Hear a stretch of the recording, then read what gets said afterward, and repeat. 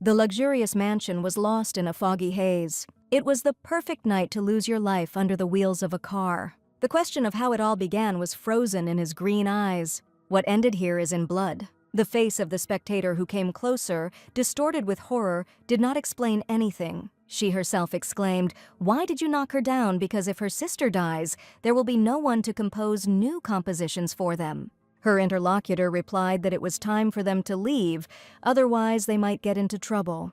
In her last moments, the girl, covered in blood, looked at her killers, her younger sister and brother. Then another man approached. "Wow," said the one who was her husband. "Forgive me, Ariana," he said, standing over the dying woman, adding that once he might have truly loved her. Even then, Ariana seemed incredibly boring to him. Now he could hug the one who was more flirtatious and interesting. The faces of both sisters were almost identical, and Ariana's husband believed that her sister was full of deceit, and now let her ask for forgiveness. There was no sincerity in this. She simply wanted to announce that she was pregnant from Ariana's husband, but Ariana considered these people her family. The brother noticed that Ariana was losing a lot of blood. He even asked if she was okay, but he was only concerned about the possibility of taking fingerprints. This is what he did in her last moments of life. Then the brother thanked Ariana with a mocking smile, assuring her that her property would be in safe hands. Ariana was betrayed by absolutely everyone. Her brother promised to play the requiem she had composed at her funeral. Ariana begged with all her might that she just needed one more time. She wanted one more chance. With this thought, she closed her eyes, and when she opened them, she could not help but cry out. The plate of fruit was torn from her hands and fell to the floor, shattering into pieces. The maid rushed to her aid, worried that her mistress might be hurt. Ariana couldn't remember why she was preparing all this. She even asked the maid Sophie, and she explained that today they were going to have tea with the Marquis of Pettigrew. That was the name of Ariana's husband. Only the maid spoke as if the wedding had not yet taken place, but she was touched that Ariana was already calling him her husband. She said that the Marquis was already in the garden, and the lady could go to him, but Ariana remembered that she and Lucas had been married for 5 years. Besides, these memories were so realistic. Thinking about this, Ariana went out into the garden. She thought it might just be a dream, but then she noticed the decorations in the garden, which were popular 5 years ago. Perhaps these were deathbed hallucinations. "Enough, stop it," came from somewhere in the garden. A female voice assured that she was not in the mood today. The girl said that she heard that the wedding date had already been set, and she was terribly upset about it. But the man asked Elena not to worry, because this meant that from now on, they would live under the same roof. Ariana didn't know if it was a dream or not, but now she understood that the relationship between these two began even before the wedding. It turns out this hypocrisy has been going on for so long. At that moment, Ariana was called out. It was her brother. He wanted to know where she was. He told the girl to come to his room after tea. Maybe she forgot about it, but they had a lesson today. Count Lopez's family was famous for its musical talents. However, Edward did not inherit it, and now he angrily asked Ariana why she was silent. He had once suggested holding joint lessons, in which he allegedly corrected his sister's compositions. In fact, he simply stole them, and they were all performed at the Lopez family opera house, built by his maternal grandfather. The younger sister Elena sang. Ariana watched everything from the audience. She was aware of the situation, but she was not against living for them. She asked her brother what date it was today. It was the 27th of November, 325. It was the year when there were still 5 years left before Ariana's death. Now she has a great opportunity to take revenge on them all and protect her music. Ariana told her brother that she suddenly had a great idea for a composition and suggested that they listen. She decided that this time, she would be the one to throw everyone into the abyss. The brother agreed, although he said that he did not think it would be good for him. He said that Ariana didn't know anything about music yet, and the girl was going to play a melody that came to her mind when she was dying from blood loss. She said that her brother was right, and that she was a complete zero compared to him. The brother was glad that she realized this, because this was her only plus. He told her to play lively, to listen to what kind of inspiration had suddenly come over her. Ariana tried to remember what kind of music she preferred at that time. But even more important was to understand what she should do with the family she loved. Will she have enough willpower to take revenge on them? She played a melody and everyone in the mansion heard it. These were the sounds that made everyone freeze and turn around. Ariana continued to play. "Lady, that was wonderful," exclaimed the maid. She assured that it was the best performance she had ever heard. The Marquis asked what Ariana had just played. He came from the garden, bringing leaves with him. Ariana replied that it was impromptu. Elena also said that her sister's composition turned out great, and Ariana noted that Elena's voice would suit this song well. But Elena replied that her vocal range was a bit low for such high notes. Ariana laughed and expressed regret, then said that she had just come up with the perfect name. This will be the aria of adultery. Elena asked if such a name was too vulgar. Ariana asked if she really thought it would be too much, and Elena was sure of it. But Ariana replied that she thought it would be just right. Elena asked what her sister meant by that, and Ariana replied that the name was best precisely because it was vulgar. Ariana noted that throughout history it was passions that had captivated human hearts, but this did not convince Elena that it was possible to give the work such a title. My brother said he liked the idea too. He thought Ariana was right, it would definitely create a buzz, but Elena said to hell with the buzz if the name was too weird. The brother suggested giving him a chance after all. Ariana said that no one can sing this aria except Elena. It took Elena a while to come up with an answer. Ariana left her and asked if she could go upstairs right now to continue her work. For right now, she felt that she could write it, from the overture to the final aria. True, all of it, the brother clarified with anticipation, and ordered that when he finished, she bring it to him so that he could improve it. The Marquis, who overheard their conversation, said that this time Ariana would take responsibility for the opera from beginning to end. The girl promised to do everything in her power to write it. She thought that this time she would not allow her compositions to be taken away. Elena indignantly asked whether the Marquis was really going to stage an opera with such scandalous content. He replied that this performance was very important. After all, Dante Heisenberg has returned to the capital, and to greet him, a grand performance will be held at the Paradise Palace. So they had to not let them steal all the glory. This performance was supposed to be a sensation. Ariana thought about Dante Heisenberg. Suddenly, this man was her chance. She asked if Dante was really returning to the capital. The Marquis noticed that this time there was a trail of blood behind him. They say he just defeated some barbarians. The Marquis looked at Elena and remarked that his future sister-in-law would be better off staying away from such a man. Elena replied that she knew, because they said his life was so decadent, as if he invited singers into his bedroom every night. The Paradise was actually a cabaret, while the Lopez Opera House was a place for the refined entertainment of the nobility. The Paradise was a place of entertainment for commoners to drink and watch performances, a place that became a refuge for the most fallen. And Dante Heisenberg was the master of paradise and a war hero whose hands were covered in blood up to the elbows. He once asked Ariana why she was wasting her talent, enriching those who did not understand how valuable her gift was. He suggested that the girl stop being stupid and go with him, because only she would be able to cut her talent like a precious stone. Dante was the only one who noticed that Ariana's family was exploiting her abilities. She was supposed to meet him. This thought brought Ariana to Paradise. It was the first time she had looked at this refuge for the fallen. She was immediately noticed and asked who she was looking for here. Dante's adjutant approached her. Ariana introduced herself and asked if she could see his lordship.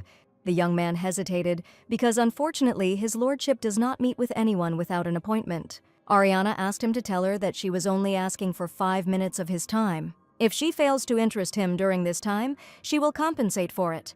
Okay, said the Duke. He noticed that the lady was begging him for 5 minutes. Nice to meet you, Your Highness, said Ariana. She said that she had come to offer him something. Dante said that they could end the conversation there because he didn't think there was anything she could offer him. But Ariana had one thing with her. She asked for a moment to explain everything. Dante looked skeptically at the kalimba in the girl's hands. Ariana started playing the melody. The very first notes made Dante freeze. The melody of the kalimba enveloped the hall. The sounds flowed freely from Ariana's fingers. The girl concentrated on the game. Finally, she opened her eyes. Wasn't that good enough? 5 billion cardins. The Duke ordered the melody to be given to him on condition that all parts were present. Ariana thought that 5 billion for a piece of music was an incredibly generous offer, but she thanked the Duke out loud because it was not the price she wanted. She had completely different ambitions. She was going to become the Duke's wife. Dante didn't expect this. Having blurted out her proposal, Ariana froze. The Duke asked if she was going to exchange a piece of music for the place of his wife. Ariana noted that if he ever listened to music at Lopez's house, she wrote all of those compositions. Dante remarked that he had always believed that the Count had written them all. "That's not true," Ariana replied. "She wrote all the music, and her brother only made minor changes to it." "Ha, okay, to be honest," exclaimed the Duke. The offer seemed tempting to him, and the interlocutor interesting. Ariana added that she wanted to take all her compositions from her brother, but the laws of the Empire prevented her. According to this law, an unmarried woman cannot own private property, including copyright. Dante realized that the girl wanted to use him as a shield before the law to prevent her music from being taken away in favor of her brother. He understood everything correctly. "Just for 1 year," Ariana said, "until she finds a way to protect her music and complete her revenge. If Dante takes her as his wife, she will become the exclusive composer of Paradise." The Duke remarked that his wife's place was worth more than 5 billion. Ariana reminded him that he was now looking for an excuse to avoid the princess's proposal. He could use Ariana as a future wife. It's a simple, elegant excuse to refuse the princess. She also won't ask for anything, and he won't have to satisfy her material needs. Dante said that you shouldn't hide your cards when you play with him. To protect the music from her brother, Ariana needed legal protection, but the Duke wanted to know if she needed anything else. She had one more request. She asked Dante to pretend that he really loved her. The Duke laughed and said he liked Ariana Lopez's boldness, although the girl had not yet told him her name. But the last condition did not suit him. He won't pretend. A poor imitation is worse than nothing, even for a temporary deal.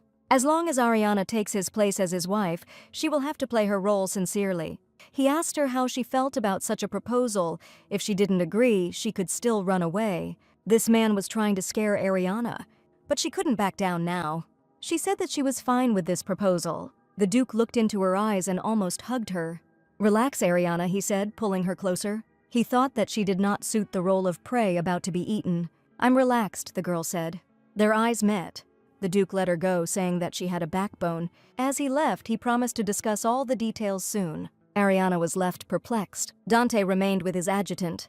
He asked him why he pretended not to know the lady. After all, he even visited the opera house. Dante told his adjutant to shut up. He was just going to the opera to have fun. But it was a 2-hour performance. Ariana Lopez wanted to pretend she didn't know the Duke, although she might have actually forgotten him. Dante himself did not know which of these options was more outrageous for him.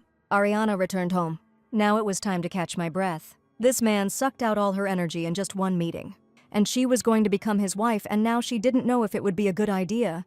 Dante was the man Lucas envied the most, and the man Elena desired the most. So Ariana needs this person. But towards the end of the meeting, she really did get nervous. If she hadn't known his secret, she would have been much more scared. Ariana was met by an excited maid. She reported that Marquis Peregrine was already here. He had been sitting in the living room for about 2 hours. It was strange what he could be doing here without his bride. Well, she'll change her clothes and ask.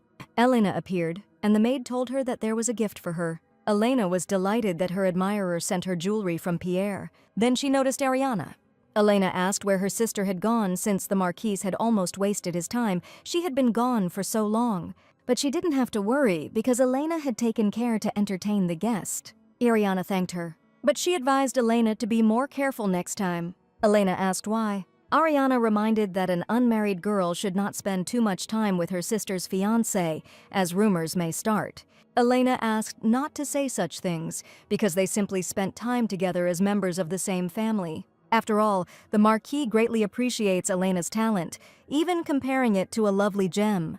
No one understands the artistic nature like the Marquis. She asked Ariana to accept it even if she didn't like it, and Ariana remembered that she always said something like that. It was as if there was a special relationship between her and Lucas that Ariana couldn't understand, not an affair between a man and a woman, but a more elevated, creative connection. "Artistic nature," said Ariana.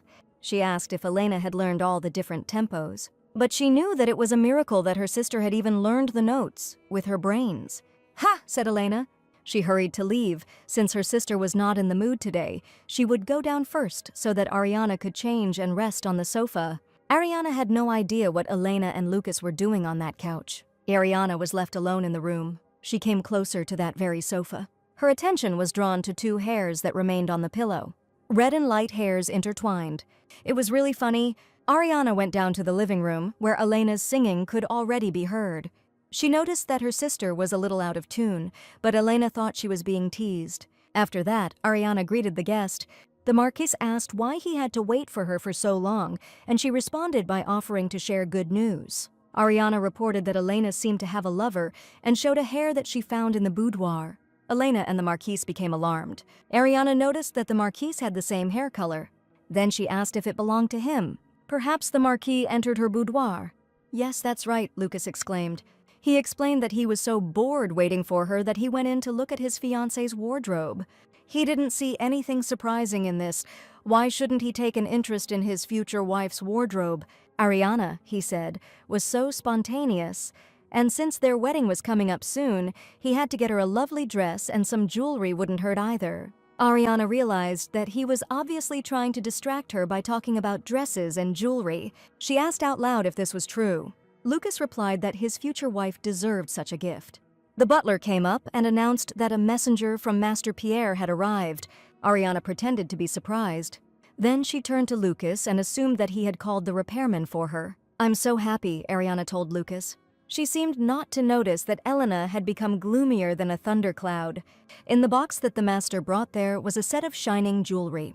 The master was very glad to please the lady.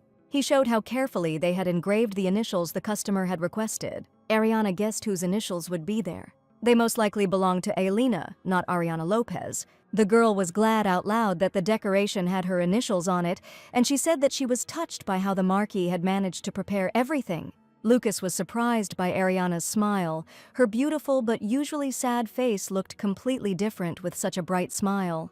He said that he prepared all this for her sake, because when she is happy, he is happy too. Ariana noticed the earrings and bracelet. The master said that they would look great together. The master noticed that the lady had excellent taste. These decorations were usually bought as a set, and Ariana happily thanked the Marquis for such a gift. Lucas assured that this was a gesture of his sincerity towards Ariana. He was afraid to imagine how much all this would cost him. "I have to go," Elena said. She was going to take singing lessons. When the door slammed, Lucas thought that it was not easy to satisfy the desires of two women at once, but he could give Elena another necklace. Ariana understood what was going on in the hearts of these two. The girl looked at the jewelry and felt very strange. She could not even dream of such luxurious things when she was the Marchioness of Pettigrew. Lucas was very stingy, even in matters such as wages for servants. Ariana asked Wilhelm, the butler, how much the set could be sold for, and he said 50 million cadens. Ariana ordered everything to be sold, and Wilhelm was surprised that she would do this with the Marquise's gift. The girl asked to keep it a secret and also to find a good informant guild for her. Ariana herself went to the city. She had important business. At the building she entered, a young man said that the owner was away today, so they were closed. Then he recognized the visitor. He didn't think he would meet her here. Therefore, he hastened to hide his face under the hood. Ariana said she wanted to make a request and asked if they were working. When the young man spoke again, she noticed that his voice had changed. The young man stated that his name was Leonard and that he was the owner of this guild, since which family actually ruled here was supposed to remain a secret from Lady Lopez. Ariana said she wants proof of her fiancé's infidelity. This request shocked the interlocutor. She replied that her fiancé was cheating on her with her younger sister, and she wanted to catch them doing it and break off the engagement. She didn't understand why this man was so surprised. Love triangles are the main source of income for information guilds, and they don't surprise anyone. Ariana said that her fiancé and sister are not shy about meeting in the garden or in her boudoir, so it should not be difficult to catch them. She also heard that this guild actively uses cameras. At this time, photography was still a recent invention, but it would become increasingly popular in the coming years. But many people believe that it is dangerous to take pictures and try to avoid cameras because they say that the soul can get trapped in a photo. This was to Ariana's advantage because Elena and Lucas could not even imagine that their shameful deeds would end up in a photo. Ariana asked to take a photo of them together over the course of 2 weeks. She wants to have time to break off this engagement and arrange a new one within this period. The young man felt that jumping from one engagement to another so quickly was a harsh decision. He asked if the lady's new husband would be someone trustworthy after all. It was hard to imagine a better revenge on an ex than living in a new marriage and having children. But Ariana replied that nothing of the sort. She said that she would not have physical relations with her new husband. After all, her new fiancé is impotent. This discouraged her interlocutor. But he assured that her order would be completed on time. It was a very nervous meeting for him. When the visitor left, another employee asked when Sir Leo had returned. He replied that he was leaving again. He had some business to attend to. The employee reminded him that it was his job, not Sir Leo's. He did not understand why he was taking on the task. They noticed that their conversation was being watched. It was His Excellency. The interlocutors did not know that he had heard the conversation. They asked how long he had been there, and the Duke noted that he had failed to impress the woman. Now he wondered why Ariana assumed he was impotent. Leo also didn't know where Lady Lopez could get such thoughts from. She did say she wasn't nervous. He thought she was a cheeky woman who thought she couldn't hurt him. It was a complete upset, how dare she. Ariana was walking down the street at this time thinking, it's time to get down to real business. She had 3 main goals. She had already visited the Informants Guild. Then you'll need to talk to Dante about the marriage contract and the search for a suitable soprano. Finding a soprano was key. Ariana will completely destroy the Lopez Opera House and her family. They won't have a chance to recover. The instrument of her revenge will be the music she writes. But the quality of the music doesn't matter if no one hears it, and it must be said that Elena was a great performer. 5 years later, she would become the best in the Empire. Except for one person. Ariana had an idea where to find this man. She hoped she was right. Suddenly, she heard some sounds. Someone was crying with such a beautiful voice. Ariana decided to take a look. Even if it was just crying, the volume and resonance are impressive. At this time, Elena had a favorite hobby. She loved to trample the hopes of aspiring singers. Elena said that if Rosalina's singing was considered good, then even a dove could become an excellent vocalist. That her hair looks like a dried rose. This was the exact color of the crying girl's hair. Ariana asked if she was okay because if she sat like that, she would catch a cold. Ariana wrapped the girl in her cloak. The girl said that the lady was so kind, she promised to repay for this care. Ariana looked at what Rosalina looked like at that age. She asked what the girl was doing here. Rosalina replied that she had always dreamed of becoming a singer. One day, she got the opportunity to achieve this. She received an offer to perform a song at Paradise, which is owned by Duke Heisenberg. It was a happy night. And Rosalina met the most famous singer of our time, who came up to her and asked if her companion was her lover. The singer said that Rosalina's boyfriend is a pretty good musician, but it's a pity that his voice spoils his performance. Rosalina didn't hear anything good for herself, but she didn't pay any attention to these words. But she thought that she would have time to properly prepare for the performance. However, her lover suddenly disappeared. He left only a letter in which he said that he had met his true love. After hearing Rosalina's story, Ariana thought that it was probably Elena's doing. Rosalina said that she had been looking for a musician, but no one wanted to play for an amateur like her. It was so unfair that she would have to miss out on such an opportunity, but there was nothing she could do about it. Ariana extended her hand and asked when. Rosalina wondered who this lady was. She had such beautiful hair. Ariana asked what time the performance was scheduled at Paradise. Rosalina said from 4 to 5. There is not much time left. Get up, we have to go on stage, Ariana said. She told the girl to warm up and sing, and she would take care of the rest herself. She will accompany her. Rosalind just needs to sing. But she was going to perform a rather difficult aria, On Possession. Ariana noted that it was a melody with many intricacies. Rosalina was worried that she shouldn't have said this because the wonderful stranger might run away because she was afraid of something too complicated.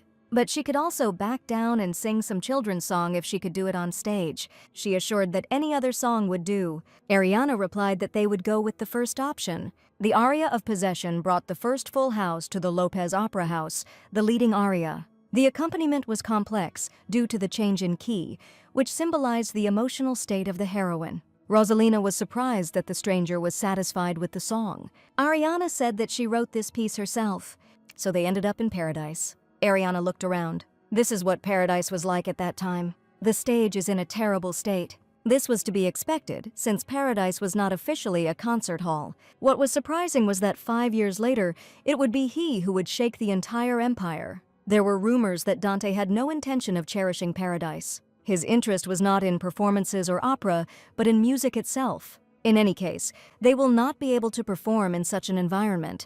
Ariana turned to the maid. She said she would like to change the scene. After all, this one was too close to the audience and the reflector was not where it should be. And if you look at the stage, the light was falling in a completely inappropriate way. Everything was arranged completely inconveniently for both the singer and the audience. It was disadvantageous to everyone. Everyone was surprised by the unknown lady's ardor. Was she really planning to accompany them today? and the singer turned out to be an inconspicuous village girl. For some reason, her nose was red like a tomato, but it didn't matter. If her level was too low, she would simply be interrupted halfway. The audience whispered about the performance of the new singer. Nobody had ever heard of her before, and now everyone assumed that it was just some kind of dummy. Rosalina walked onto the stage full of determination. Finally, she got a chance to show her talent. She had to cope, and she would do everything in her power. With the help of her benefactress, she will cope. Ariana looked at Rosalina, and then she started playing a melody. Everything was clear from the very first notes. This lady's performance was special. Now Rosalind also had to not make a mistake. Rosalina pressed her hand to her chest and began to sing. "Your look and your breath, I want them to be mine." These were the words of the aria On Possession. It was the story of a great seductress. She accidentally ended up in a temple and fell in love with a priest. She realized the true desire to possess, which neither jewels nor handsome young men can arouse. And so she rejoices, declaring to everyone that she wants to possess his whole life, even if it dims its shine. "I want you so much, why can't we be together?" sang Rosalina. The audience was amazed by the singing, but even more by the playing of the accompanist. More and more people took their places near the stage. Rosalina thought the next line was very important. It talks about how the heroine fully understands her feverish first love. "If only you could be mine," sang Rosalina. At that moment, something happened to her throat. It could have been because she had been sitting in the cold for so long. She didn't know what to do, because she would have to hit a very high note now. When the accompaniment fades, everyone will hear her voice break. But suddenly, Rosalina heard Ariana exclude that line from the song. She turned to her benefactress, who winked at her. Ariana bought herself some time, and her playing was so beautiful, it was impossible to believe that one could improvise so easily. Rosalina thought she could.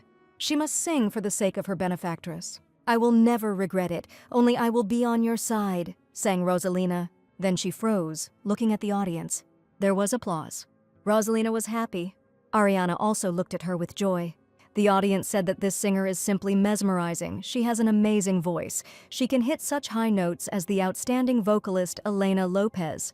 Some doubted that On Possession had always sounded like this, but the long passage was so harmonious, as if it had always been there. Everyone became curious about who was accompanying them, but the person's face was hidden by a hood. "Mr. Lopez, that's who it could be." Rosalina thought that her benefactress was saying that she had written this aria. Then it turns out that she was Mr. Edward Lopez. Ariana said her real name with a smile. Another person approached the girl. Ariana recognized him. It was Dante.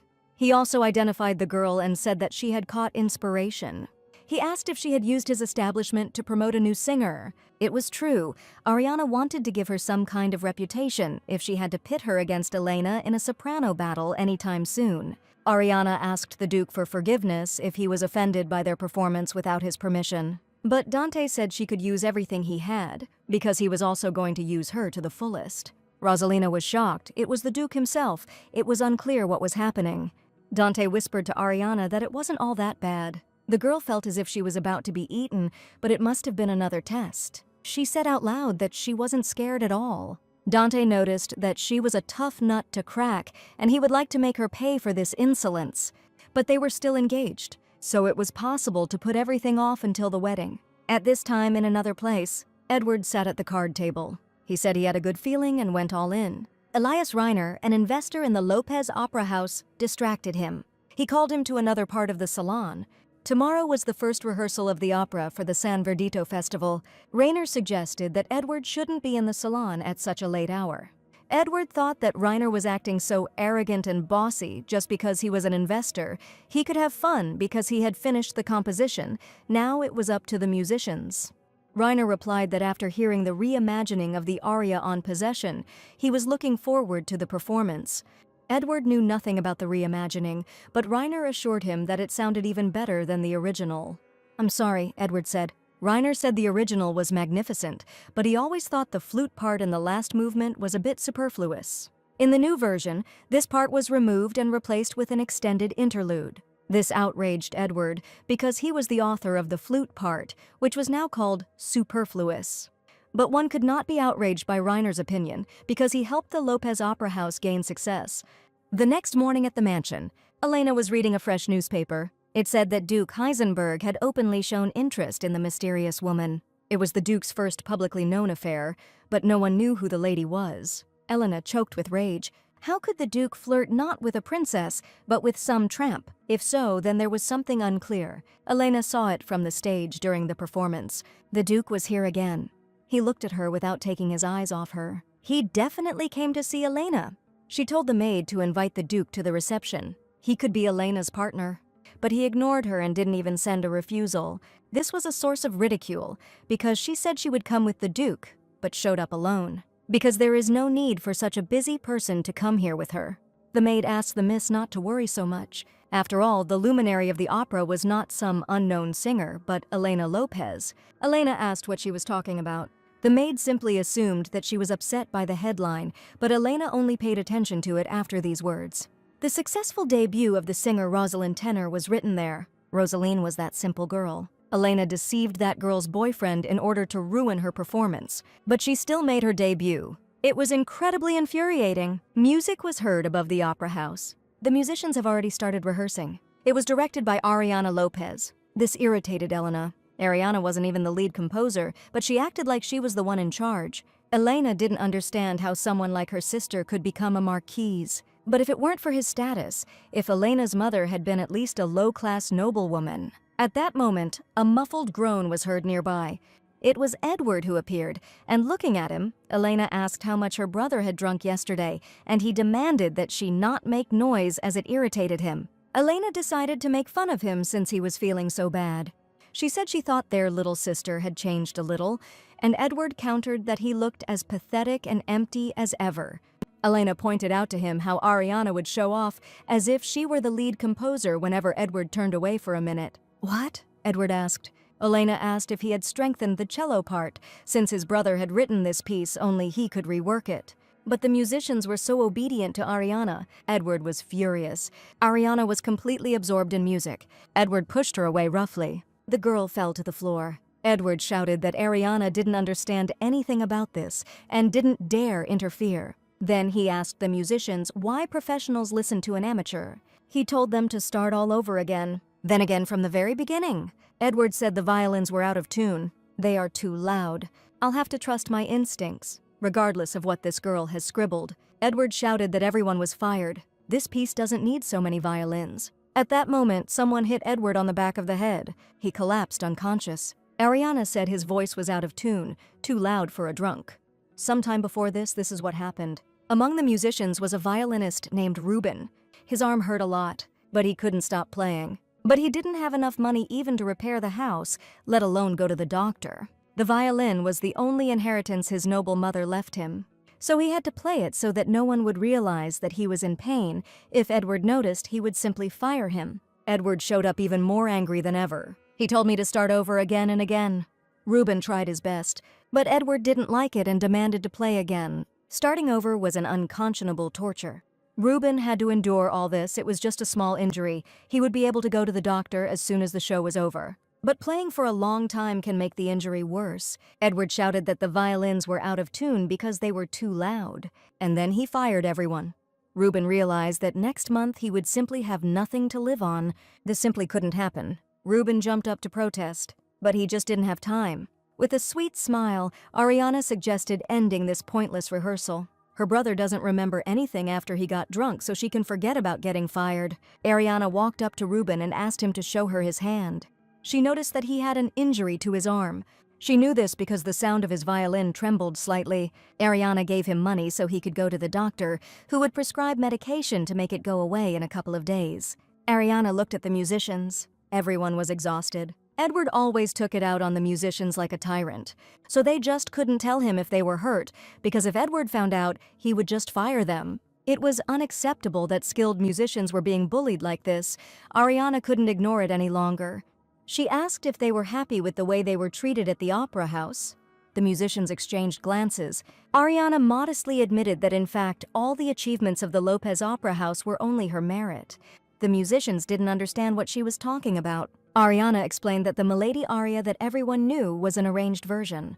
And then she showed the original. Everyone was shocked by the sound. It was an order of magnitude better. Incredible emotions were conveyed through music. Ruben realized that she was the true composer of the House of Lopez. Ariana offered the musicians a new job.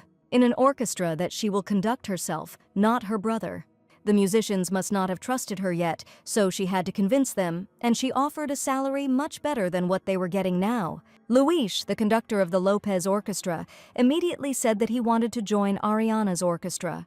Ruben said that he wanted it too and asked to take it. Many people also wanted to play Miss Ariana's music. It was a victory. But I had to think about Edward. The musicians said they would take care of the Count.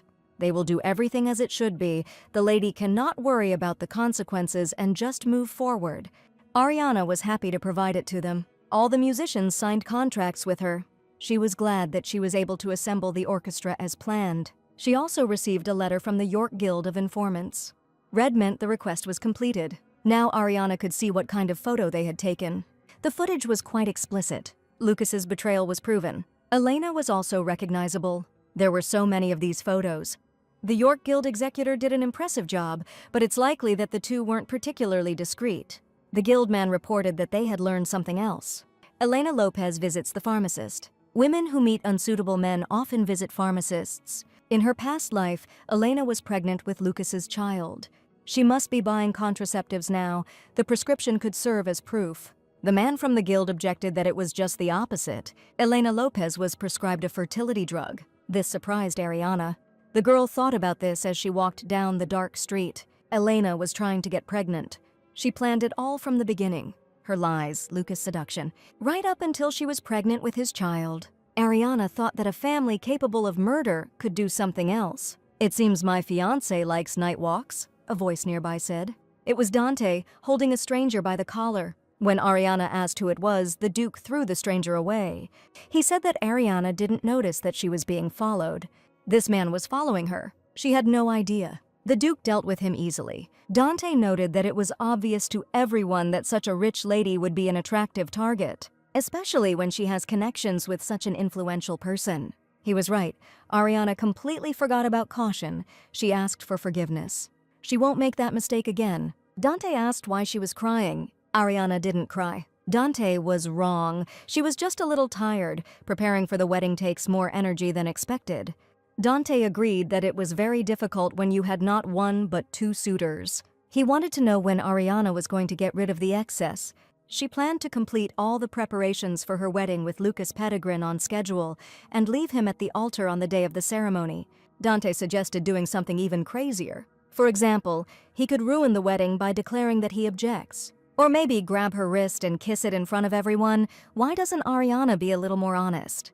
She was scared to go to this wedding alone. Dante said that she couldn't be sure that she would get out of this situation unharmed. To be honest, Ariana was scared. She didn't know what Lucas was capable of in a fit of anger.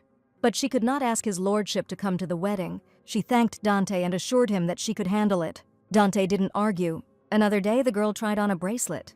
She admired her wrist thoughtfully. The jeweler said that rubies look even more impressive on such clean skin. He noted that not all gentlemen could afford such jewelry.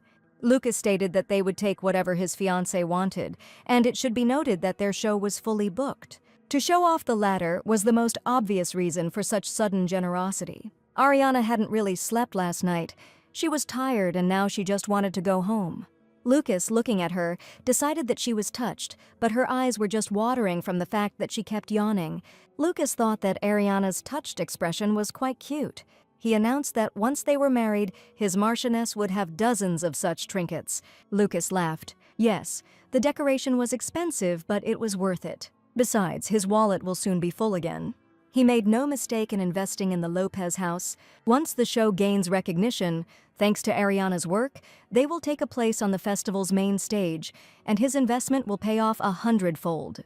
These pleasant thoughts were interrupted by an enraged horse. Lucas was scared to death. In a panic, he pushed Ariana away. The girl fell and he started running. The horse reared up. Someone picked up Ariana. He managed to drag her away from the deadly hooves. It was Dante. He asked if the girl was hurt. Ariana asked how he did it. Dante noticed that she could not be left alone for a minute without getting into trouble. He asked if she would refuse his help now. All she needs to do is tell him that she needs him and stop trying to figure things out on her own. There was nothing to answer to this. Dante reminded her that she could use everything he had. Ariana felt her heart beat faster, but she didn't understand whether it was because of surprise or because of the man next to her. Dante held her tightly in his arms. She said that she would send him a wedding invitation. Dante smiled. He will be glad to attend. Lucas barely caught his breath after escaping. He didn't understand where this horse came from. He didn't understand where Ariana had gone. The girl was in the arms of another man. Passers-by saw how his lordship saved her life. The ladies whispered that the Duke was even more handsome in life than they imagined. It was unclear why this handsome and caring man was nicknamed the Butcher. Lucas was angry that he was humiliated because of a stupid animal. He rushed back to Ariana, exclaiming that his love must have been terribly frightened. The Duke blocked Lucas's path, overwhelming him with his height. Dante asked if the Lopez family's idea of nobility allowed them to put a woman in danger for the sake of their own skin. Lucas didn't expect ridicule. He shouted that he swears he was trying to save Ariana. He grabbed her hand. He assured that he would have saved her if not for the Duke's intervention. Suddenly, he saw that the garnet bracelet had disappeared from the girl's wrist. If it slipped when the girl fell, then such a large stone should be visible. He rushed to look for him. Luckily, the bracelet was easy to find. Dante offered to buy Lady Lopez a new bracelet. Lucas objected that his lordship had no need to give jewels to his bride. He himself would be able to buy a new one, even though deep down he was outraged that after one expensive purchase, he would have to spend money again. At that moment, an adjutant ran up to Dante and said that they needed to go right away. If they were delayed even for a minute, they would not get to the audience with Her Highness. Dante asked Ariana to notify him if the incident had harmed her in any way, and she thanked him. Dante kissed her hand goodbye and expressed his hope for a quick meeting. Lucas was angry that the Duke had just flirted with his woman. He trembled with rage, noticing the lustful glances that the Duke cast at Ariana. Lucas noticed that Ariana was indeed attractive. In fact, she was even more beautiful than Elena. Never before had he felt such a strong desire to possess Ariana. He could understand why the Duke had fallen in love with her at first sight, but to his lordship's regret, Ariana belonged to him. Lucas offered to walk Ariana home, then stay the night and visit her chambers after nightfall. To Ariana, it sounded like the horse had knocked the last of his sanity out of him. "I'm sorry," Ariana said. Her shoulder still hurt from where Lucas had pushed her when that horse had charged at them, so she would walk home alone. Lucas agreed that if she was injured, she should rest. Ariana said goodbye and left. Lucas realized that the mockery didn't make him angry, but rather made him want her even more. Ariana will belong to him forever after the wedding in 5 days. He will make her scream his name with those cute lips. And so the cherished day arrived. Ariana put on a wedding dress. Sophie's maid exclaimed that she looked stunning. She was even worried that this slug Lucas would fall in love with the lady again. It was so cute that Sophie got angry. Ariana told her and the butler Wilhelm about Elena and Lucas's affair. Sophie was beside herself with indignation. Ariana explained that this is why she doesn't plan to marry him. Instead, she will marry the Duke of Heidelberg. Wilhelm didn't understand what she wanted. Ariana asked if he missed the days when the Lopez name was synonymous with musical talent. During her contract with Duke Heidelberg, she intends to restore the former glory of the Lopez name, and for this she needed help. Sophie said she would always be on her mistress's side. She was about to comb Ariana's hair, but the comb was snatched from her hands. Elena walked into the room and noticed that Ariana's pale skin made her look like a ghost in that dress. Ariana replied that her sister looked beautiful today, and her dress was so extravagant that people might think she was the bride. Elena noted that today she wanted to let her sister stand out, since today was her day. But there were only 3 days left before the show, so Elena couldn't allow herself to look completely pale. "When I was wounded by a golden arrow, I knew that I would be its eternal captive," she sang. Ariana thought that Elena liked the song now. This is the part where the heroine of the aria of the harlot not only accepts forbidden love, but also vows to make up for it. Ariana said that Elena really sings the song beautifully, but her acting still needs some work. After all, the heroine had an affair with the husband of the one who considers her a sister. This needs to be played more vulgarly. Elena was outraged by the remark. Ariana said that the current facial expression would be perfect. Elena looks like an evil seductress. Elena didn't understand what Ariana was saying, why she was even talking to her like that. The door creaked and Lucas's mother entered. The Marchioness of Pettigrew came to check out what all the noise was about. Elena took her hand and invited her to sit down. The Marquise hit her on the hand. She declared that such an ill-mannered and vulgar creature did not dare touch her. The Marquise glanced sideways at the blushing Elena. She said that she would never have learned anything from her mother. Having a commoner mother has always been Elena's greatest weakness. Not to mention that the one Elena fears most is the Marquise de Pettigrew, a lady from a respected family. Elena bowed and said that she would leave Madame Marquise immediately. She left, and the Marquise turned her attention to Ariana. She noticed that the face was the only thing that managed to be decorated otherwise. The girl looked too boring for a bride.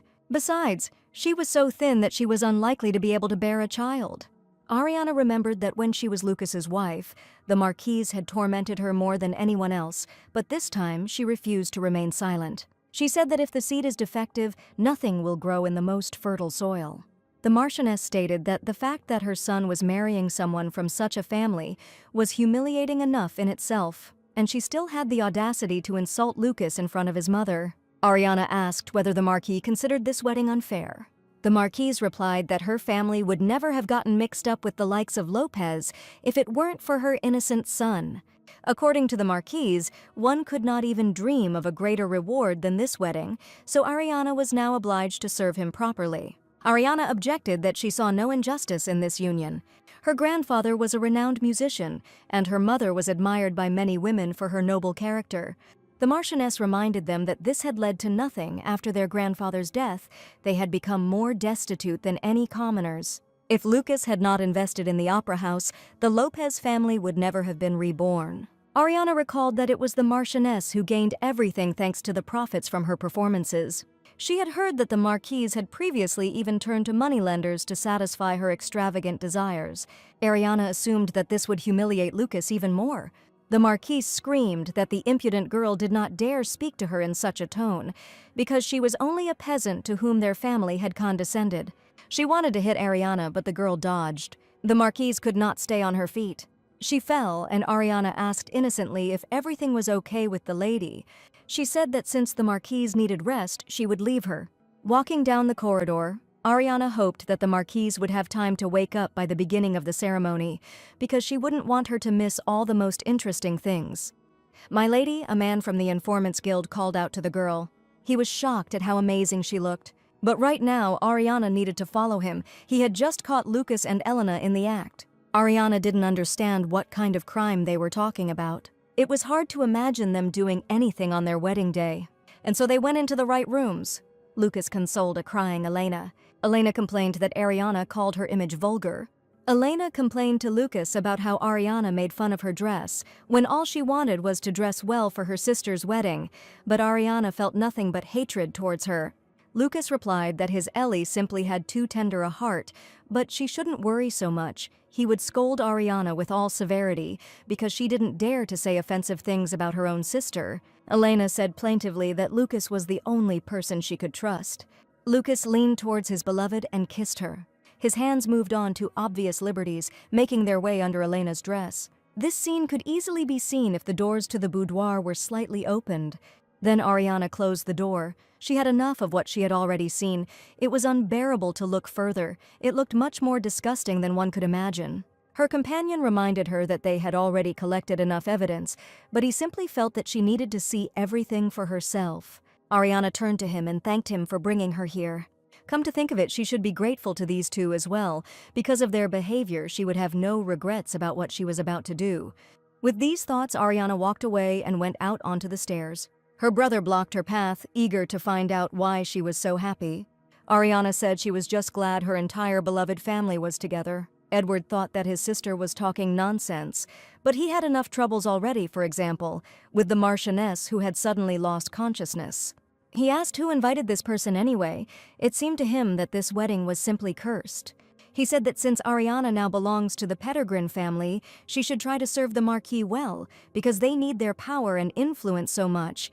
"Ariana," Lucas said, also descending the stairs, acting as if he had been looking for a long time and could not find her. He noticed that she looked stunningly beautiful. Ariana noticed the lipstick on Lucas's face. He didn't even bother to wipe it off. She told Lucas that his lipstick was smudged. Lucas replied that it was from the fruit he had eaten earlier. Ariana wondered if this man really loved Elena so much that he was ready to cheat on her even on his own wedding day. He loves her so much that he is willing to risk being caught just to hold her in his arms. Come to think of it, in their past life, Ariana and Lucas almost never went to bed together, because Lucas's dignity rarely worked as it should.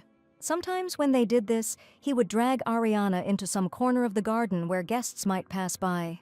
There were also dark corridors through which servants could pass at any moment, and no matter how much Ariana begged him to stop, he simply told her to shut up. If you think about it, all these situations had something in common. There was always the chance of being caught off guard and in a sticky situation. It was important to Lucas to do this in places where he could be seen, or to have an affair with his wife's sister. Ariana's ex-husband was simply so impotent that he couldn't get aroused without a thrill. But one day, he finally succeeded. Ariana looked at Lucas and said that it was pretty fast.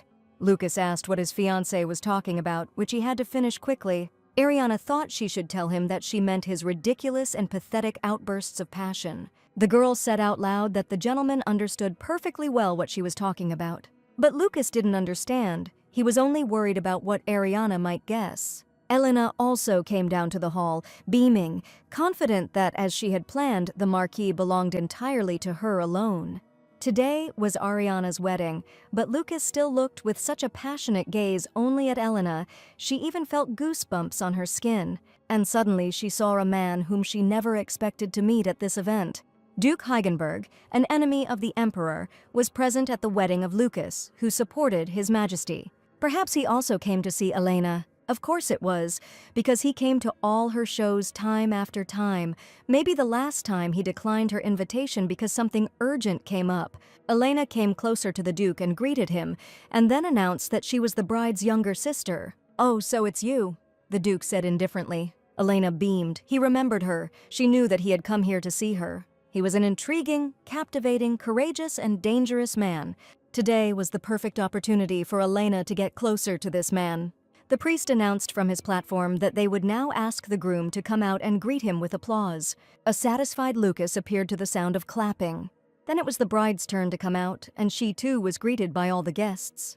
The eldest daughter of the Lopez house turned out to be much more beautiful than any of them expected.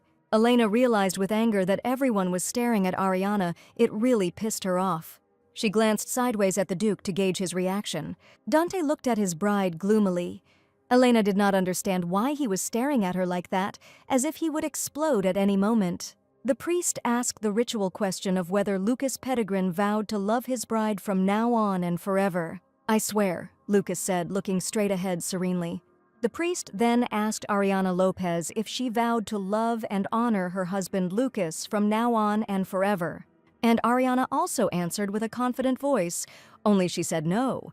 "Very well, then I proclaim," said the priest, but did not finish the sentence, realizing what had just been said. The guests began to make noise, discussing what Ariana had just said. It seemed the bride had said that she did not agree. Lucas assumed that his beloved Ari had simply misspoke, since she had been so nervous all day because of the wedding. But Ariana firmly assured that she was not mistaken. The priest asked if he could continue the ceremony. Lucas grabbed his bride by the elbow and said that of course they were asking her to continue. The priest said hesitantly that if anyone was against this union, he could say so now or remain silent forever. And to everyone's surprise, there was a man who wanted to intervene. It was the Duke, and he declared that he was against this union. Lucas glanced over his shoulder, startled. Dante walked resolutely towards the bride and groom. He told Ariana that he was afraid he couldn't hold back any longer. This statement stunned everyone present because no one could understand what exactly was happening. Even the Informants Guild employee had no idea that his lordship was somehow involved in Lady Ariana's plan. The clerk had previously asked the lady if she planned to release the photos and call off the wedding today. Ariana shook her head because she would call off the wedding, but the photos would be of no use. Ariana wanted Elena to sing the Temptress aria perfectly in front of everyone. She will need the photos then. The song will make a splash when the public guesses who it is about. What the clerk could not understand was why his lordship was helping Madame Ariana to the detriment of his own reputation. Lucas asked Dante what this nonsense was, since Ariana was his fiancée. Dante announced that he had decided that a guy like Lucas did not deserve the hand of Ariana Lopez. He looked at the girl and said seriously that it was time to give him his answer. "Choose me instead of this empty-headed fool," he suggested, and assured her that he would value Ariana more than anyone else. "Ariana!" Lucas cried out and asked if she could seriously think about such a thing now. He was Lucas Pettigrew, the man Ariana loved with all her heart. And Ariana replied that she had made a choice, which puzzled Lucas. She came to the conclusion that she could not marry him, which she said looking into his eyes. Lucas asked, taken aback, if she meant to say she was calling off the wedding, just like that, right in the middle of the ceremony. Yes, said Ariana, because she preferred to die alone rather than marry someone like him. She called Lucas a disgusting bastard who was having an affair with her own sister. Lucas couldn't believe she knew about this. He wanted to know how long ago. He cursed because it turned out that of all the possible days, Ariana guessed today. Lucas exclaimed that this was not true, that he could explain everything. He grabbed Ariana's hand and suggested that they talk in private. But Dante suddenly hit Lucas, knocking him off his feet. Dante told Lucas not to even dare touch Ariana with his dirty paws. So, said the Duke, looking at the girl, he wanted to know what choice she had made, and he assumed that she had chosen him. His hand went to Ariana's waist to pull her closer to him. He said that even if it wasn't so, he would get her out of there by any means necessary. Dante said that he had decided everything the moment he first saw the girl. Ariana didn't understand if Dante's look was just a well-acted scene. The Duke leaned towards the girl and whispered that he had decided to never let her go again. With these words, he kissed Ariana in front of everyone present. The crew rolled along a narrow road. Elena sat inside, listening with a stunned look to the curses that her companion shouted. The brother cursed without stopping. He did not understand how this pathetic girl dared to do this to them. Thanks to her, the alliance with the Pettigrew family was destroyed. The guests left the failed celebration in shock. And the Marquis of Pettigrew had to be carried out on a stretcher. And now the Marquis may withdraw the investment because he is furious. It was depressing. There were only a couple of days left until the premiere. It was unclear how it was that, of all the possible people, Ariana had run away with Duke Heigenberg, and yet she was still somewhere. Could it be that Ariana has somehow regained her memory of what happened more than 10 years ago? Finally, the carriage stopped at the porch of the mansion. The brother got out and shouted to Elena to also get out of the carriage without delay. "It's pointless," she replied. "No one like Ariana could become the Duke's bride." The opera was scheduled to take place in 3 days. If this performance was a failure, they would not be able to take part in the founding festival. Elena looked absolutely terrible, as if she had no idea that she would be singing on stage in just a couple of days. She asked if her brother was serious about not going, despite the ongoing fiasco. But it was important to say that Ariana's presence or absence does not in any way affect the performances of the Lopez Opera House, and when Ariana returns, her brother will catch her and force her to marry the Marquis, even if he has to beat her half to death. Ariana was home and she said, "Welcome home, dear brother," as if nothing had happened. "You!" cried Elena and her brother, not finding any suitable words. Ariana smiled as she looked at them. The brother shouted that Ariana was a pathetic girl who didn't understand what she had done today. He asked how she dared to show up home with that insolent smile after such a scandal. Ariana replied that this was the very reason she was packing her things. She intended to leave this house forever. She saw no reason to be surprised, since she could no longer live in this house after marriage. The brother asked her if she meant to say that she really intended to marry the Duke. She didn't dare say that, so he swung and hit her. This little boor simply didn't dare say such things, didn't dare act like that. Ariana used to be so scared when Edward got angry like that. He made the girl feel as if her drunkard father had suddenly come back to life. But now Ariana could clearly see that he just looked completely ridiculous. Seeing his sister's smirk, Edward frowned. He raised his hand to slap her and demanded that she immediately remove that insolent smile from her face. But Ariana wasn't going to take it lying down and responded to her brother by kicking him in the shin. Edward fell with a groan, clutching his leg to the screams of a frightened Elena, while Ariana looked on, remembering the words of her grandfather, which he often repeated during her childhood. The older man always taught her to aim for the shin when striking, not the groin, even when dealing with men. As it turned out, he was right. Ariana told her brother that she was not going to marry Lucas while he was still yelling at her for hitting her and being rude. The girl asked if Edward hadn't been curious about why she had decided to call off the wedding so abruptly. The man, who had gotten up from the floor and was very irritated, indignantly agreed to listen to his sister. Ariana revealed that Lucas cheated on her. She added that it happened right on the day of their wedding. When Elena heard these words, her eye twitched, and Ariana finished her story with none other than her own sister. Elena exclaimed that Ariana had simply gone completely crazy. Elena cried out that Ariana believed that she was having an affair with her son-in-law, but she did not dare accuse her of such indecency. It was only at this moment that Edward learned that Lucas had been having an affair with Elena. He couldn't say that he didn't expect this from them. He saw how this stupid girl tried to flirt with his sister's fiancé several times, and it was obvious that Lucas enjoyed her attention. Now Elena screamed in rage that her sister did not dare try to ruin her reputation like this, portraying her as a woman of easy virtue. She rushed to her brother, calling on him to stand up for her. According to Elena, Ariana was setting her up to cover up what she had done, and Edward said that he understood everything. The sound of the impact was very loud. Elena turned away from him.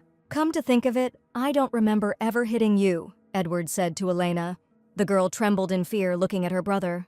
Edward demanded that she apologize to her sister that very second, which made Elena angry because she believed that she had nothing to apologize for. She was not guilty of anything. Ariana watched this family scene and thought that the slap was a big surprise for Elena. And this was natural, considering that neither her father nor Edward had ever beaten her before, because Ariana always stood up for her sister and took the full brunt of the punishment upon herself. Although she strongly doubted that Elena had ever thought about this, now Elena was outraged that Edward could say such a thing to her. Edward hit her again, angry at her behavior. He ordered her to immediately kneel down and beg Ariana for forgiveness. Elena couldn't believe that Edward demanded that she do this. Edward replied that if his sister was accusing Elena of something like that, she could at least pretend to repent and not be insolent in response. Elena asked for forgiveness with a laugh, but Edward was not looking at her but at Ariana. He understood that since Ariana had caught her sister with Lucas, this was a worthy reason for leaving, and now he needed to calm the indignant girl down. Edward thought that Ariana had always been a softie, so now he just needed to make Elena ask for forgiveness, even on her knees. "Thank you for this cheap farce," Ariana said. With a smile, she announced to her brother and sister that, unfortunately, their audience was coming to an end. Not paying any more attention to her shocked relatives, the girl headed towards the exit to slam the door behind her forever. Belatedly, Edward rushed after her, calling her name. He was surprised to see a hand with a sword block his path. "Who the hell are you?" Edward asked the man who had blocked his path. The stranger replied that he had orders from his lordship to protect Lady Ariana from anyone who wished to harm her. Meanwhile, Ariana went to a completely different mansion sparkling in the twilight. The door creaked and Ariana entered, thinking that this was the Duke's dwelling. She was told that he himself would be here, but the girl could not find him anywhere. Suddenly, Ariana's attention was drawn to a sudden sound. It was the Duke who appeared before the girl. Ariana thought that she had never seen him in simple clothes before, so he seemed a bit of a stranger to her. Dante's gaze fell on Ariana's face. "What happened to you?" he asked, and the girl did not immediately understand what he meant. He took her chin in his hand to examine the mark from Edward's slap more closely. Ariana hadn't thought it was that noticeable. Dante stated that he despised any damage to his property, especially when it came to his woman. Ariana wondered with embarrassment if the Duke was worried about her, but decided that no, most likely it could just somehow affect his reputation. Ariana quickly apologized and assured the Duke that it would not happen again. Dante looked at her and said that this did not answer the question he asked her. Dante said he doubted it was Ariana's sister. He suspected it was her brother. Dante remembered his name was Edward Lopez. Now he was going to make him pay somehow. Ariana felt a cold sweat break out on her skin from the Duke's intense gaze, and her voice stuttered as she tried to explain that she had kicked the offender in the shin. Dante grinned openly. He asked if this blow had satisfied Ariana's thirst for revenge, but the girl replied that it was only the beginning. She had to admit, however, that the Duke had made the day much better, and she thanked him with a smile. Dante replied that he was glad she liked it. He touched her face and said that it was nice to know that he was giving her pleasure. Ariana didn't understand why Dante was stroking her lips. She remembered that kiss and immediately blushed. She forced herself to collect her thoughts because she knew that this was all just a game. Still stuttering, she expressed confidence that the last part would get everyone talking about today's events. Then Ariana bowed and added that she would do her best to repay her debt as soon as possible. Dante noted that she really did have a lot to repay him for, and Ariana was surprised that he said a lot. The Duke replied that he had thought so, that the girl was not pretending, but had in fact forgotten too much, and Ariana did not at all understand what his lordship was talking about, what exactly she could have forgotten. "Okay," said Dante, "I'll give you a chance to figure it out for yourself and try to remember." Ariana excitedly went through her memories. He might have been talking about that old incident, but it could not have been connected with his lordship. There was something she was missing. These days, high society was seething with gossip, and news ladies over tea told each other the details of what had happened the day before at the ill-fated wedding. It was simply an incredible sight, and the Marquise Pettigrew, who fainted and hit herself, is now forced to wear a plaster cast. Few could have imagined that his lordship would ruin the wedding and take the bride with him, but the biggest mystery was how this girl managed to win his unapproachable heart. This is exactly what they were talking about in the mansions and salons of the capital. Everyone was wondering what would happen to Her Highness now that she too would learn the news. The fact that Duke Dante Heigenberg disrupted the wedding in order to take the bride away himself has already been printed even in the newspapers. Everyone asked if this was the woman he chose over Princess Katerina. Katerina read the article and remembered the name, Ariana Lopez. The princess was going to see this girl in person. A loud laugh echoed through the Lopez residence. Edward asked Wilhelm if he was sure that the ledger in his hands was correct. Jumping up, Edward exclaimed that it was wonderful. All the seats were sold out on the second and third days. In addition, there were already rumors about ticket resale. This was what a blessing in disguise was, and the thought of it delighted Edward. The obscene scene that devil had created suddenly turned to their advantage. Edward asked Wilhelm how much the total amount was, and the figure was 10 million cadens. The Lopez family didn't have that kind of money, even when Edward's father was the head of the estate.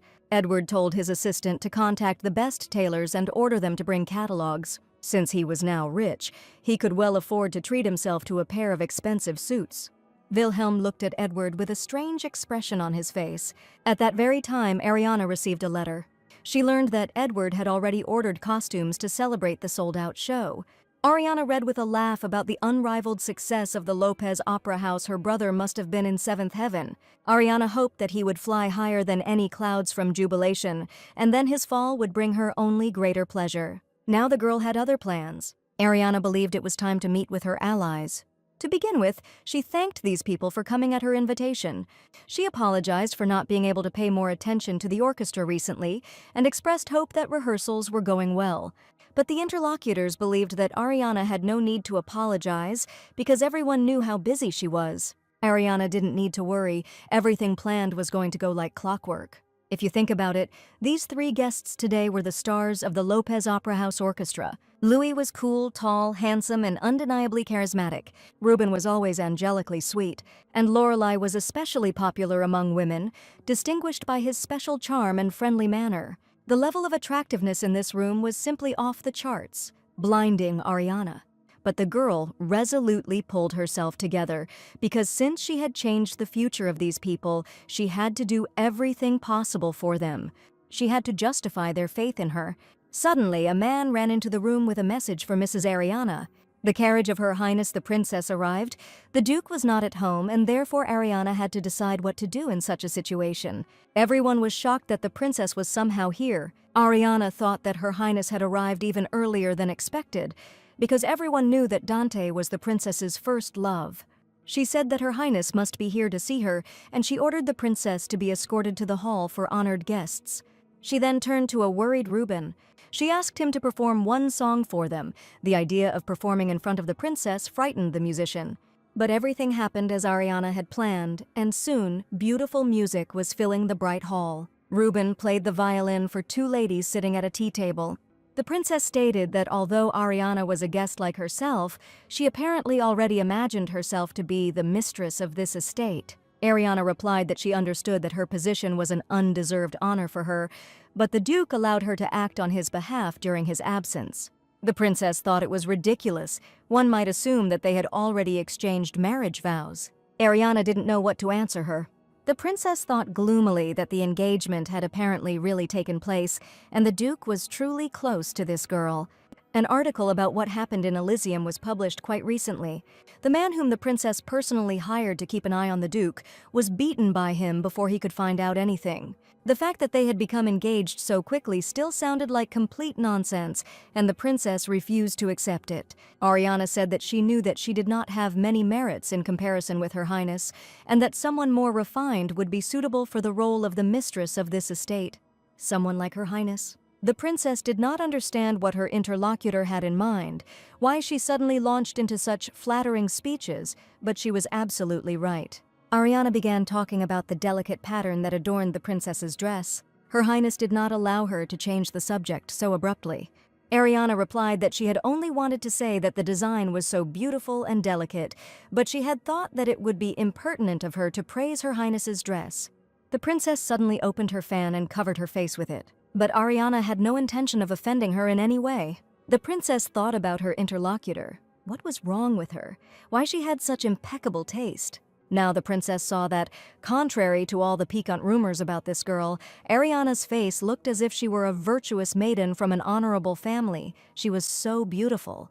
The princess said that Ariana has a keen eye, because she personally drew the pattern for this dress, so it is impossible to order a similar one from any tailor. "So this is your work," Ariana exclaimed, and it was no wonder then that the style seemed so familiar. The princess was surprised that this near stranger knew something about her personal drawing style. Ariana happily explained that she even had one of the princess's art brochures. Art brochures could only be works that the princess had made at the Royal Academy of Art in Ende. Her Highness became terribly agitated, the reasons for which were incomprehensible to Ariana. She coldly ordered her interlocutor to get rid of these brochures that very second. This surprised Ariana very much, and she asked why she had to do this. The enraged princess screamed that she had done these works many years ago. There were so many mistakes that she could not even bring herself to look at them. Ariana replied that perhaps for the princess herself this was true, but for her those paintings were the only consolation. Especially the one with the girl holding a dandelion fluff. The way the girl could neither let go nor squeeze what would fly away from her hands comforted Ariana when she felt lonely because of what she could never have. Ariana admitted that it might sound strange, but she felt as if that painting understood and shared her sadness. She looked at the princess with a smile. The empty sadness that comes from wanting what you can't have was exactly what Her Highness was thinking about when she painted this picture. Never before has anyone shown such a deep understanding of the princess's work. Princess Katerina told herself to collect her thoughts. This must all have been some kind of scheme. She couldn't forget why she came here. The princess admitted that Ariana had a very sharp and penetrating eye, but she was wrong to believe that this cheap flattery was capable of convincing her and winning her favor. Katerina said she refuses to sit on the sidelines and watch as Ariana drags Dante into indecent scandals. She knew it was useless, that there had never been a chance to marry Dante. He already has enormous power, and if he also becomes the heir to the throne, the political balance of this empire will be plunged into chaos. At this moment, the princess turned her attention to the music. She remarked out loud that the melody had been playing for some time, and Ariana suggested that they tell the violinist to stop if Her Highness did not like it. Katerina replied that she didn't mean that. She just wanted to know where the melody came from. To tell the truth, Ariana said, this piece was inspired by a painting that Her Highness exhibited at the last Foundation Festival. It was called Two-Faced Joy, and the song was created to represent the melancholy of the princess's painting. Katerina didn't understand what was going on at all, how this girl could understand her art so well. The princess asked how Ariana even heard this song. Ariana replied that she wrote it, which amazed Katerina, who simply could not believe that a woman wrote the melody. Ariana said that it was true, just as it was true that a princess, also a woman, painted that picture. Katerina guessed that Ariana had deliberately ordered that nice violinist to play that piece after she learned that the princess had arrived. Now everything became clear to her. This girl planned everything from the very beginning to gain Katerina's trust. Angered, the princess said she would return another time, said goodbye and left, leaving Ariana in bewilderment. Ariana thought that the rumors that the princess was partial to flattery were true. Now for some time she would not oppose her plans. But Ariana had not lied at all when she confessed to Her Highness her love for her paintings, and it was also true that she had written the melody, inspired by the two-faced joy. Ariana sincerely hoped that the princess would see her sincerity. After a couple of days, many people lined up in a long queue. Elena walked in front of these people with a triumphant smile. People from the crowd greeted Mrs. Elena. They said that she was as beautiful as always, that they were looking forward to her performance. Elena thought contentedly that what happened at the wedding only helped the Lopez family attract unprecedented attention. Every show was sold out. It was weird that once Ariana disappeared, things started to get so much better. It even seemed that it was the sister who was the cause of all the previous failures. Elena just couldn't understand why Mr. Lucas continued to insist on searching for Ariana when it was completely obvious that they were doing well without her. Elena was sure that after the colossal success of today's performance, even Mr. Lucas would finally understand who the real treasure of the Lopez Opera House was. And then it would be she who would become the next Marquise of Pettigrew. With this in mind, Elena entered the opera house. But her mood was not destined to remain serene there. Edward was furious because there was no one from the orchestra there, and he did not understand where they could be. Elena asked what the meaning was that the orchestra was missing, since the performance was about to begin. Edward replied irritably that he had said exactly what he meant. None of the musicians had shown up. Elena exclaimed that these people simply could not be late on such an important day. She stated that it was Edward's responsibility to make sure they were here, even if it meant dragging them out of their homes. But Edward had already checked their houses, and they were nowhere to be found, as if they had all decided to disappear at once. And then Elena asked if they couldn't just hire someone else. Edward shouted at his sister, calling her names, because no musician on the planet could learn such a complex piece in such a short time. The man who had joined the Lopez siblings asked if Edward meant to say that the show would have to be canceled. It was Lucas Pettigrew, and Edward hastened to assure him that the Marquis did not need to worry because he had already found a pianist. They would manage without it. Edward grabbed his sister by the wrist and pulled her roughly towards him, causing her to cry out in pain and surprise. Edward told Elena to go and buy them time. "What are you saying?" Elena exclaimed. She didn't understand what she was supposed to do on stage without a single accompanist, but Edward shouted in her face that she could do whatever she wanted, sing songs or juggle. He didn't care what she came up with. "Listen here, Elena Lopez," Edward said. "He put a lot of money on this opera house, and now he simply couldn't lose everything because of someone's stupid mistake. If this happens, Edward might get very angry." "Okay," Elena said with a tremor. She walked out onto the empty stage, surrounded by whispers from the audience. When Elena started singing, people started asking where the orchestra was, why the soprano was singing alone on stage. Maybe this was some new move. Elena continued to sing the aria without musical accompaniment. "From the very first moment I saw you," she sang the lines of a song. But the audience said that the singer had a good voice, but it all sounded dull without accompaniment. They hadn't paid that kind of money to hear a soprano sing a cappella. Elena convinced herself that she was a professional and that she would be able to cope with such circumstances. She simply had to, because if she failed now, it was scary to imagine what Edward would do.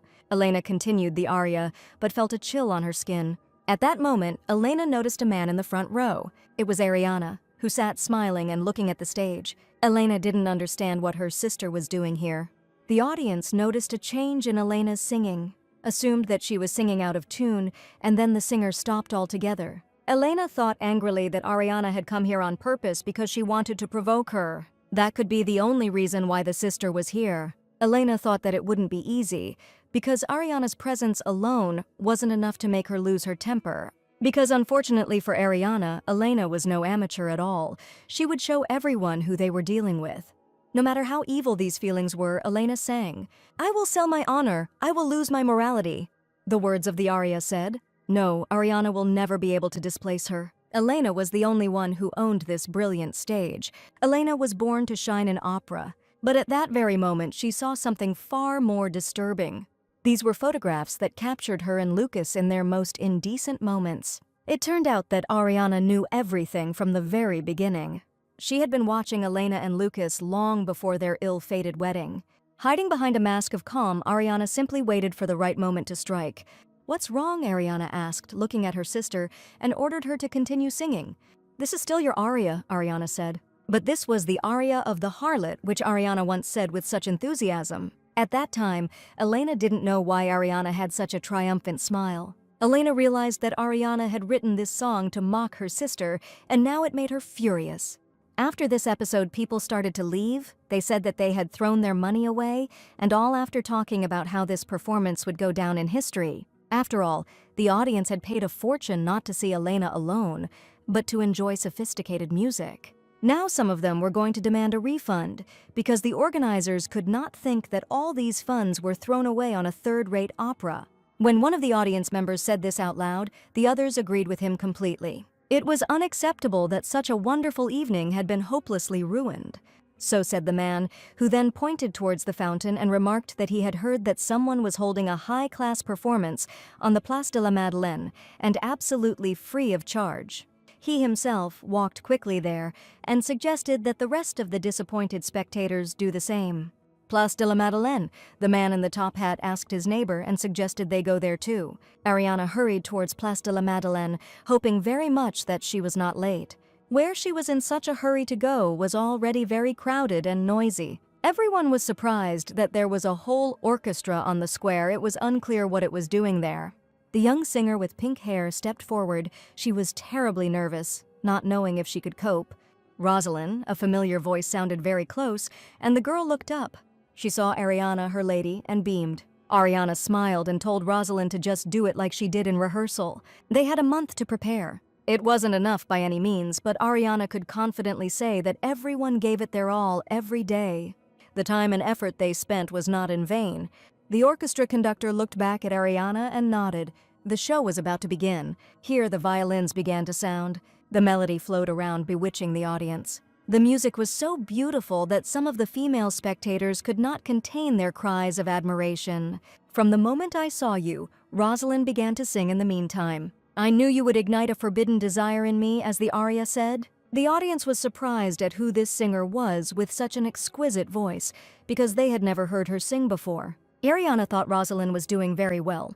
But just recently this girl said that she wanted to become better than Lady Elena, even though it may sound impudent. Rosalind thought there must be a reason why Ariana had offered her patronage, especially since the Lopez Opera House had a magnificent soprano, Elena. Rosalind didn't know all the details, but she had a theory. Perhaps Lady Ariana was trying to get back all the songs that her family had stolen, songs like In Power. So Rosalind intended to devote herself entirely to this performance. She wanted to repay Ariana for giving her a chance.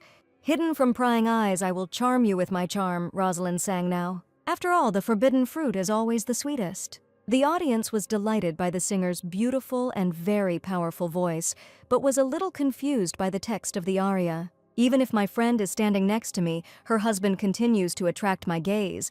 The risk of being discovered only adds to the trepidation," the song said. The audience understood that the heroine was saying that she was going to seduce her friend's husband. "All we need is to not get caught. Our lies are as innocent as the first snow," sang Rosalind. One of the viewers was outraged by such words. Could the lie really be innocent? And cheaters always think that they are not doing anything bad. "Make love to me, darling," Rosaline cried, stretching her hand to the sky. She sang about the adultery that took place in the garden, in the corridor of the mansion, and even in the dressing room of the cheater. Viewers thought it was so vulgar to choose not only the garden, but also the dressing room of a deceived girlfriend as the place for their dates, as if they were animals who could not restrain their impulses of passion. But the song claimed that this love was too sweet to be a crime. "But even if there was, I would gladly get a life sentence," Rosalind sang with enthusiasm. Edward and Lucas also came to the square. They saw with their own eyes why all their spectators came here. It was a dirty trick from Ariana, the impudent scoundrel. Lucas was also furious that the song was clearly about him and Elena. After finishing the aria, Rosalind thanked the audience for coming to enjoy their performance and then proceeded to introduce their composer. Ariana's heels clicked as she approached the performers. Rosalind named Lady Ariana Lopez. Lucas thought that Ariana would still pay him for everything. Ariana bowed to the audience and thanked them all for their attention. But they all knew this lady. They saw her picture in the newspaper. It was Ariana Lopez, the runaway bride. Everyone was surprised that it was she who wrote the song they had just heard, and this lady was so young that it was hard to believe her skill. Ariana Lopez, suddenly there was a loud shout. It was Edward who finally made his way to the front row of the audience. He rushed to his sister to ask how she dared to steal his stage, but Ariana only replied that it was a surprise for her to see Edward, Mr. Pettigrew, here. "It would be more correct to say return, not steal," she noted, looking into her brother's eyes. "What? Oh, you little liar!" Edward shouted, swinging his hand at her. Edward was furious, believing that he was the author of this song.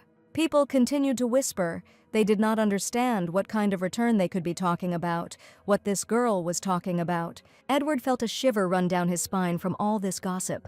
But he was pushed aside by Lucas, who was trying to get through to Ariana. When he reached her, he grabbed the girl by the shoulders and shouted, asking where the hell she was. He wanted to know how he could be ignored after Ariana had humiliated him so much. But Ariana replied that she believed he had no right to judge her. "No right, huh?" Lucas responded, because he believed that she never had the right to insult him in such a way. He shouted in her face that it was Ariana who had the affair, not him, and he demanded that she tell the truth about the first time she cheated on him with the Duke.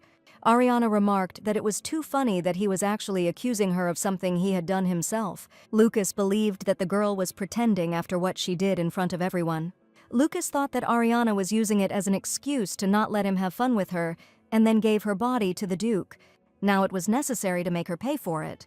Lucas leaned over to Ariana and said that he feared that her life as a noble was over because nothing ruined a girl's reputation more than betrayal. She was wrong to think that Lucas wouldn't notice that she was trying to humiliate him again, but the song's pathetic lyrics aren't enough to do the damage it deserves.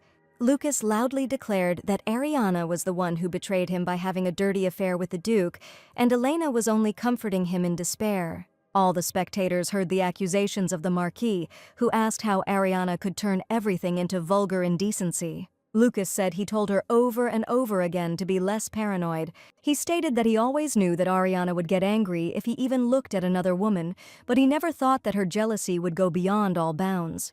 Lucas thought that as soon as Ariana found out about his relationship with Elena, he would visit her personal doctor to order a certificate indicating that the girl was suffering from paranoia and delusional jealousy. The Pettigrew estate may not be what it once was, but it can still bring some minor noblewoman to her knees. Ariana will regret that she dared to cross his path. With feigned concern, he announced to everyone that he should have paid more attention to treating her delirium, since he was so concerned about the condition of his dear bride. Ariana smiled and said that perhaps the story about paranoia and delusional jealousy was the best counterattack Lucas could come up with. Lucas didn't understand why the girl was smiling like that. Ariana asked a gloomy Lucas to forgive her. It was just more pathetic than she imagined. She explained with a grin that she simply meant that she would not have acted so confident if she had paid a gambling addict doctor for a certificate. Ariana said she really doubted she would have spent her meager fortune on such a fruitless endeavor. For viewers, the news that the Marquise had bribed the doctor to make the lady appear paranoid was stunning. Now they were talking about how the lady looked as sane as the rest of them. Lucas shouted that none of this changed the fact that Ariana had entered into an inappropriate relationship with the Duke. She couldn't deny it, because she was the one who ran out holding his hand. Ariana replied that she noticed that Elena was not there, and then she could assume that the Marquis simply did not hear what she heard. She was talking about the photographs she showed Elena during her performance. Now she will show the photographs to the Marquis, throwing them in his face. Everyone will be able to see this evidence of her rightness. Ariana recalled the law that concerned divorce. If an incident occurs that is worthy of dissolution of the union, the victim has the right to divorce regardless of the consent of the partner. However, no responsibility is borne for actions that occurred after the incident. Ariana slammed the entire stack of photographs into Lucas's chest. She said that all this meant was that from the moment her fiancé cheated on her with her sister, she had the right to be with whoever she wanted. Lucas looked at these pictures with trembling, trying to understand how they were taken. He asked how long Ariana had known all this. People around picked up the scattered photographs. They saw in them direct evidence that everything the lady said was true. It turned out that the lyrics of that song were based on a true story. Lucas looked at Ariana's face and said that she was one evil woman. Now it was no wonder that she made him sick. She was always just pretending to be sweet and innocent, but in reality, all this time she was planning to destroy him. Innocence was the only redeeming feature of Ariana, but now she destroyed it with her own hands. Lucas believed that the Duke would quickly get tired of Ariana, because she was just a boring and ugly toy for him, completely undeserving of love. He asked how Ariana had managed to seduce the Duke in the first place, unless she had offered him her body, but none of that would matter, ever. At that moment, a man approached them and grabbed Lucas. It was Duke Heigenberg, who said that he had no idea that he and Lucas had become so close that he dared to forget about formalities. Lucas was trembling and did not know what he could say to his lordship. Squeezing his hand hard, Dante declared that those seeking his attention should remember that the closer a person is to him, the less delicate he is with them. But since he and Lucas had become so close, Dante felt he had the right to give him advice, and he noted that there was nothing more pathetic than a man who was obsessed with a woman who had left him. The Duke ordered to stop pestering his bride. He threw Lucas away from him with force. When Lucas started coughing, Dante told him to get out of his sight. Then he put his arm around Ariana's shoulders and invited her to leave together. They walked away, followed by the gaze of the crowd. Soon the Duke's carriage was already taking them away from the square. Dante said that first Ariana got slapped, then she stood there and let that bastard insult her. Dante reminded him that he had already said that even if Ariana saw their relationship as a simple contract, she was still his future duchess. By allowing herself to be humiliated, Ariana was also humiliating the Duke. Ariana looked at Dante and replied that she was asking for forgiveness. She was silent when Lucas said those words because she was only thinking about how it would be to turn his words against him. The girl thanked the Duke for his help today. Dante replied that she didn't need to thank her. He had already told her to use everything he had, because that way he wouldn't have a guilty conscience when he did the same to Ariana herself. Ariana replied that she had done nothing that her interlocutor might consider useful. "Don't worry," the Duke whispered, leaning towards the girl's ear. He reminded her that she would do enough for him when they got married. This made Ariana extremely confused. Could Dante really have meant exactly what she thought? But it was impossible for him. "Lopez," Dante said, looking into her eyes. He noticed with a smile that the girl had turned completely red. The Duke said he understood that, as an actress, Ariana had a very active imagination, but suggested that they try to rein it in. Ariana responded indignantly that that was not what she meant at all. The next day was clear, and birds were chirping loudly near the mansion. Ariana couldn't wait to see what they had written about yesterday, and she hurried to open the newspaper.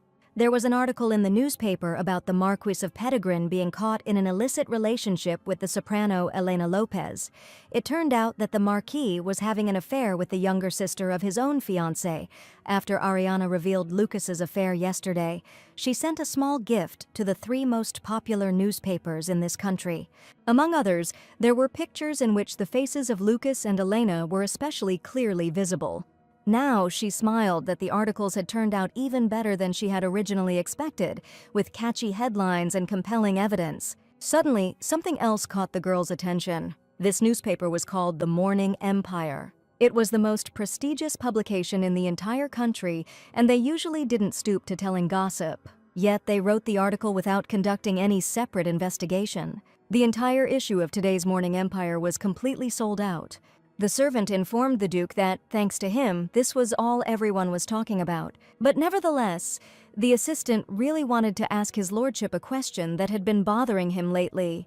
First, the Duke stole the bride from the altar. Then, out of the blue, she asked her assistant to write an article for him. But in any case, his lordship's order was carried out, and the special edition of the newspaper was completed.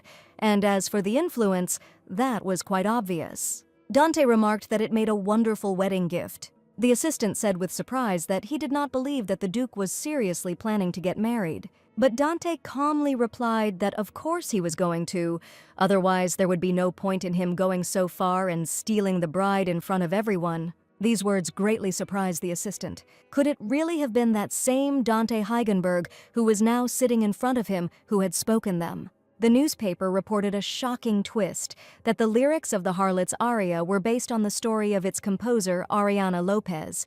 The attached photos were truly frightening. They showed everything in detail. No one in society could have imagined that the Marquis of Pettigrew was capable of such a thing, because he looked so decent, and also with a soprano that had recently become very popular. Everyone has read that the harlot's aria was a true story, about 2 people indulging in criminal passion in the garden, in the hallway, in the dressing room of a deceived friend. It was incredibly obscene. The bell above the door rang melodically. The one who had been the heroine of the most popular gossip in recent days appeared on the threshold. Elena Lopez fixed her hair and greeted those present, but all the ladies demonstratively turned away from her. Elena didn't understand how they dared to ignore her so brazenly. She walked up to Mrs. Olivia and loudly praised the lace on her dress. But Olivia shielded herself from her with an open fan and said that it was too rude to address her so casually, since they were not friends at all. Then she turned her back to Elena, and Elena thought that this impudent girl had literally begged her to visit her salon a week ago. No one talked to Elena herself, but everyone discussed her among themselves. only not as a famous singer worthy of admiration, but as the one who had an affair with her own sister's fiancé, about whom there were lines about lies, innocent as the first snow. The ladies could not believe the impudence of this woman. Elena tried to persuade herself to remain calm in the face of these temporary difficulties. But it's not for nothing that they say that a couple of scandals accompany every real star. Suddenly someone called out to Elena, and she thought that people were still looking for her attention. Yes, Elena responded readily and asked what they wanted from her. The girl in modest clothes said that she worked for a tailor in a nearby neighborhood. They still hadn't received payment for Elena's latest dress. Elena flushed and replied that payment would certainly be made and that her brother would take care of the matter in the very near future. The girl said that their manager demanded payment in full by the end of the week, but Elena sharply responded that she had already said that she would pay. She left, slamming the door, and the ladies began to whisper again, looking after her. Elena ran down the street in terrible irritation. Passers-by cast glances at her, which only increased her anger. She didn't understand what they were all staring at. The fact that these people perceived her as a laughingstock drove her crazy. Suddenly someone grabbed Elena by the hand. The girl gasped and recoiled. The stranger tried to hold her back, and when the hood revealed his face, Elena recognized Lucas. He shouted at her that she should now be hiding at home from prying eyes and not parading through the streets. Elena replied that she wanted to explain herself to people and restore her reputation. But Lucas was sure that there was nothing to explain here. Everything had already been described in newspaper articles. "Listen to me, Elena," he said. He believed that there was one way out of this. These words encouraged the girl. Lucas explained that there was a newspaper with which he had good relations. Lucas can arrange for their reporter to meet with Elena, and then she will have to make a confession. She will have to say that she herself pestered the Marquise. After all, the only evidence there is a photo of their kiss. Elena will have to tell the reporter that she kissed him out of desperation, because of passionate, unrequited love. The girl objected that then her reputation will be completely ruined. She said she had a better idea. They should face the gossip head-on. When Lucas didn't understand what Elena meant, she replied that they could get married. She can promise the Marquise with all confidence that she will be a better wife to him than Ariana could ever be. Lucas just laughed in response to these speeches. He noted with a grin that Elena was just an ordinary commoner. He never intended to marry a person of such origin. Lucas reminded Elena of circumstances that she seemed to have forgotten, because despite the fact that Edward and Ariane's mother was the daughter of a count, Elena's mother was just a commoner. There was no way a nobleman could marry a low-born woman. Elena asked if it was normal for a nobleman to sleep with a low-born person. "Oh, Elena," Lucas sighed, leaning towards the girl to whisper in her ear that everyone should be aware of their situation and stay where they belong. Elena repeated to herself these words about the position and place where she should remain. It was the only way that would allow them to survive together. The mansion was also discussing the recent news that Lady Elena's tailor had asked her to hurry up and pay the bill in front of everyone, and she had to leave the salon in a hurry, and Ariana's maid said that Elena deserved it. Ariana thought that everything was exactly as she expected. Probably her brother and sister were already deeply in debt because of how much money had to be paid back for the opera. The maid heard that a man with red hair dragged Elena into an alley. Most likely it was Lucas Pettigrew. She was very interested in what they could talk about. A high-born aristocrat had found himself embroiled in a dirty scandal with a woman of lower status, and given how much Lucas cared about his reputation, it was obvious to Ariane that he would say such a thing. But the Elena Ariana knew was far more unprincipled and ambitious than Lucas could have imagined. Ariana handed Sophie the maid a letter and told her to give it to Wilhelm when she returned to the Lopez mansion. And when the maid reminded the lady that she also needed to change out of the dress she was currently wearing, Ariana replied that she was going to meet his lordship. Sophie blushed and exclaimed that she could not even imagine that the lady had such important things to do today. With unexpected enthusiasm, the maid said that her lady need not worry about anything and could trust her completely. The sun was already setting. Evening was approaching. Ariana went to the Duke's private office. She asked permission to enter, and then she appeared before his lordship in an image renewed by Sophie's efforts. Dante looked at her thoughtfully. It seemed that Sophie had gone a little overboard in decorating her mistress, but there was no stopping the excited maid. Ariana said she wanted to give Dante something. She opened the lid of the piano. Watching the Duke lately, Ariana realized that he always seemed very tired, as he worked until late hours. Dante was always dozing when they were riding in the carriage, so Ariana had an idea. This was the very first song Ariana ever wrote. In the past, when she was still a small child, once at a picnic she suggested that her mother also lie down as she did. She made up a lullaby for her, hoping that her mother would have pleasant dreams. Grandfather praised her and said that he thought that a genius composer had appeared in their family. This is the melody that Ariana decided to play for Dante now. Although she didn't know if it would help him in any way, Dante stood up from under the table and walked over to Ariana. He stopped her playing, took her hand, and said that it was talented. Then he added that it was mesmerizing, and Ariana's heart started beating faster. She hoped that Dante meant the melody, its influence. Ariana decided to ask about the article that appeared in the Morning Empire. She needed to know if it was the work of his lordship. The Duke asked her why she thought so, and Ariana explained that she saw no other reason why such a conservative newspaper would publish such news so quickly. Ariana knew that the melodies didn't mean that much, but to her regret, there was nothing more she could do for him right now. The girl had heard that soothing music, like the one she had just played, helped her fall asleep, and if his lordship liked it, she could write him the notes right away. No, Dante said thoughtfully. And then he added that he would prefer that she play for him whenever he wanted. Dante stated that he might call Ariana on those nights when he was plagued by insomnia. He leaned even lower towards her neck and asked if Ariana used perfume. Sophie just told her mistress today that she heard that scented hair accessories are in fashion now. Ariana realized that the maid had put her new knowledge to use right now when she was doing her hair. She asked Dante if it mattered whether she wore perfume. Dante asked if she knew what the scent was, but Ariana wasn't at all sure. The Duke informed her that it was a cyclamen, also known as an alpine violet. Ariana thought that cyclamen grew in cold regions, and perhaps the Duke's estate was the place where it grew. Dante explained that in the language of scents, cyclamen meant an invitation to follow the one who uses it. It was also an invitation to come to his bedroom. Ariana thought that Sophie probably hadn't chosen the poems for that purpose. She wasn't that calculating. The problem was Dante, who for some reason decided to focus on such insignificant details. No, maybe it was because Ariana kept getting confused every time. She asked his lordship for forgiveness. Understanding the language of flowers was a vital part of an aristocrat's education, Ariana acknowledged and now apologized for her ignorance. Dante chuckled. He couldn't even imagine that one could admit ignorance in such an elegant style. The Duke noticed that lately the revenge planned by Ariana had apparently been going smoothly, thanks to which he, too, was having fun. But he did not forget to remind the girl that she still had not paid for all the services he had provided.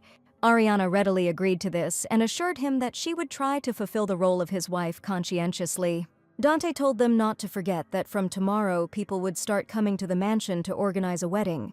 He intended to make Ariana the most desirable and beautiful bride in the country. "Stop being so unreasonable," Ariana heard. "Who knows, maybe I would protect you like a rare treasure." In both Ariana's past and present lives, this man was the only one who said he would appreciate her. But now Dante said with a grin that he was suggesting that Ariana prepare thoroughly. "Yes, Your Highness," the girl responded.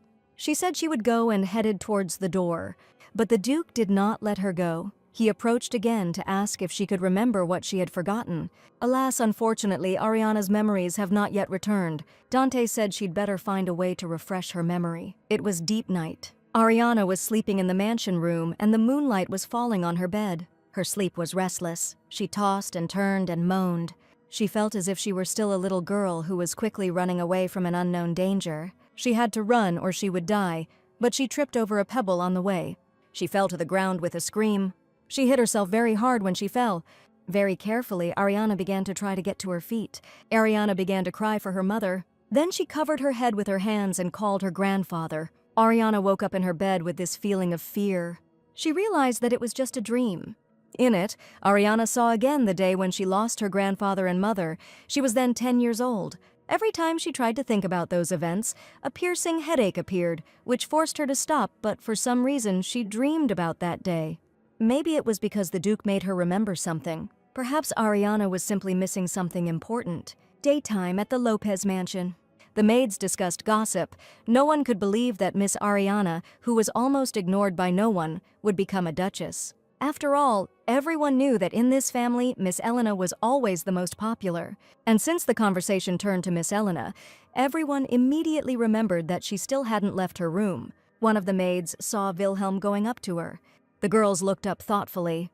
Wilhelm actually came into Helena's room and said that he knew that she had remained in her room since she returned from the city. Elena replied that if he was going to lecture her, he'd better disappear. Wilhelm assumed that she had met the Marquis of Pettigrew, and Wilhelm also guessed that the Marquis had suggested that she take all the blame upon herself. Elena admitted that he wanted her to say that she had come to him without his consent. He said that if she did this, he would find her a good husband in another country. Wilhelm noted that as soon as Miss Elena left these lands, her life would be in serious danger, but the girl did not immediately understand what he was talking about. Wilhelm explained that the Marquis was not one to leave evidence behind, and he knew perfectly well that if Elena died, no one would know the whole truth. "What?" Elena cried out in horror. She couldn't believe that Wilhelm had just suggested that Mr. Lucas was going to kill her. Wilhelm was not sure about this, but his words convinced Helena. Lucas said he didn't know why he should marry her. He really could have done that. Elena screamed for Wilhelm to do something. She was a Lopez, just like Edward and Ariana.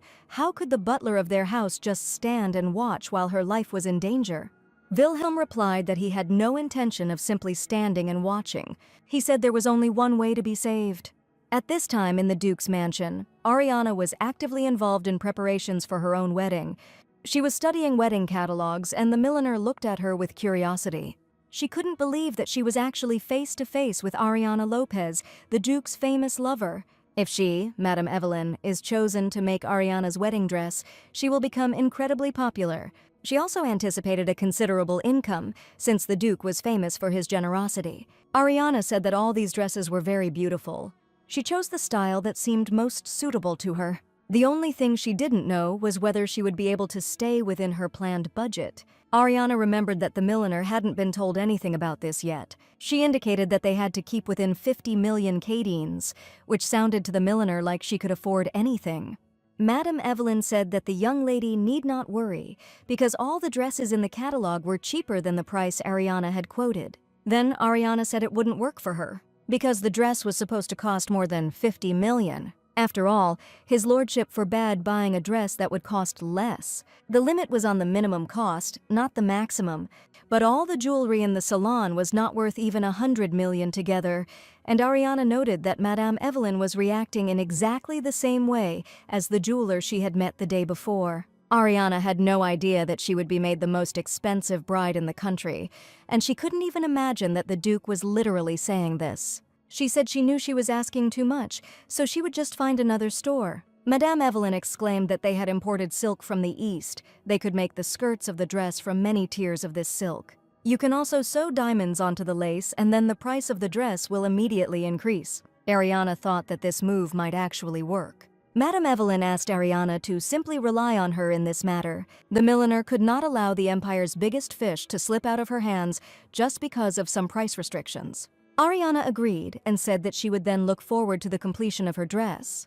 Madame Evelyn noticed that his lordship seemed to love Lady Ariana very much, for he treasured her so much that it warmed her heart. Ariana thanked with a chuckle. Madame Evelyn said that the Duke had become a safe haven for the lady after all the troubles that had befallen her. Madame Evelyn intended to find out everything about this story, all the piquant details of the relationship between this couple. Ariana nodded and agreed that the Duke had helped her a lot during difficult times. Madame Evelyn decided to remember that the Duke had consoled Lady Ariana, and she suggested out loud that for Ariana, the most significant thing had been some special occasion. Ariana replied that if her interlocutor was talking about her fiancé's betrayal, then that's exactly how it all happened.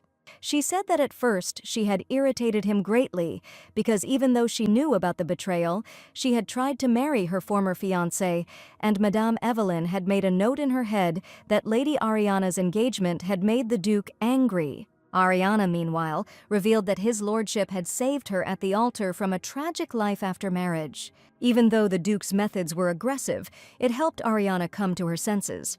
She said that now she was sincerely grateful to his lordship for saving her.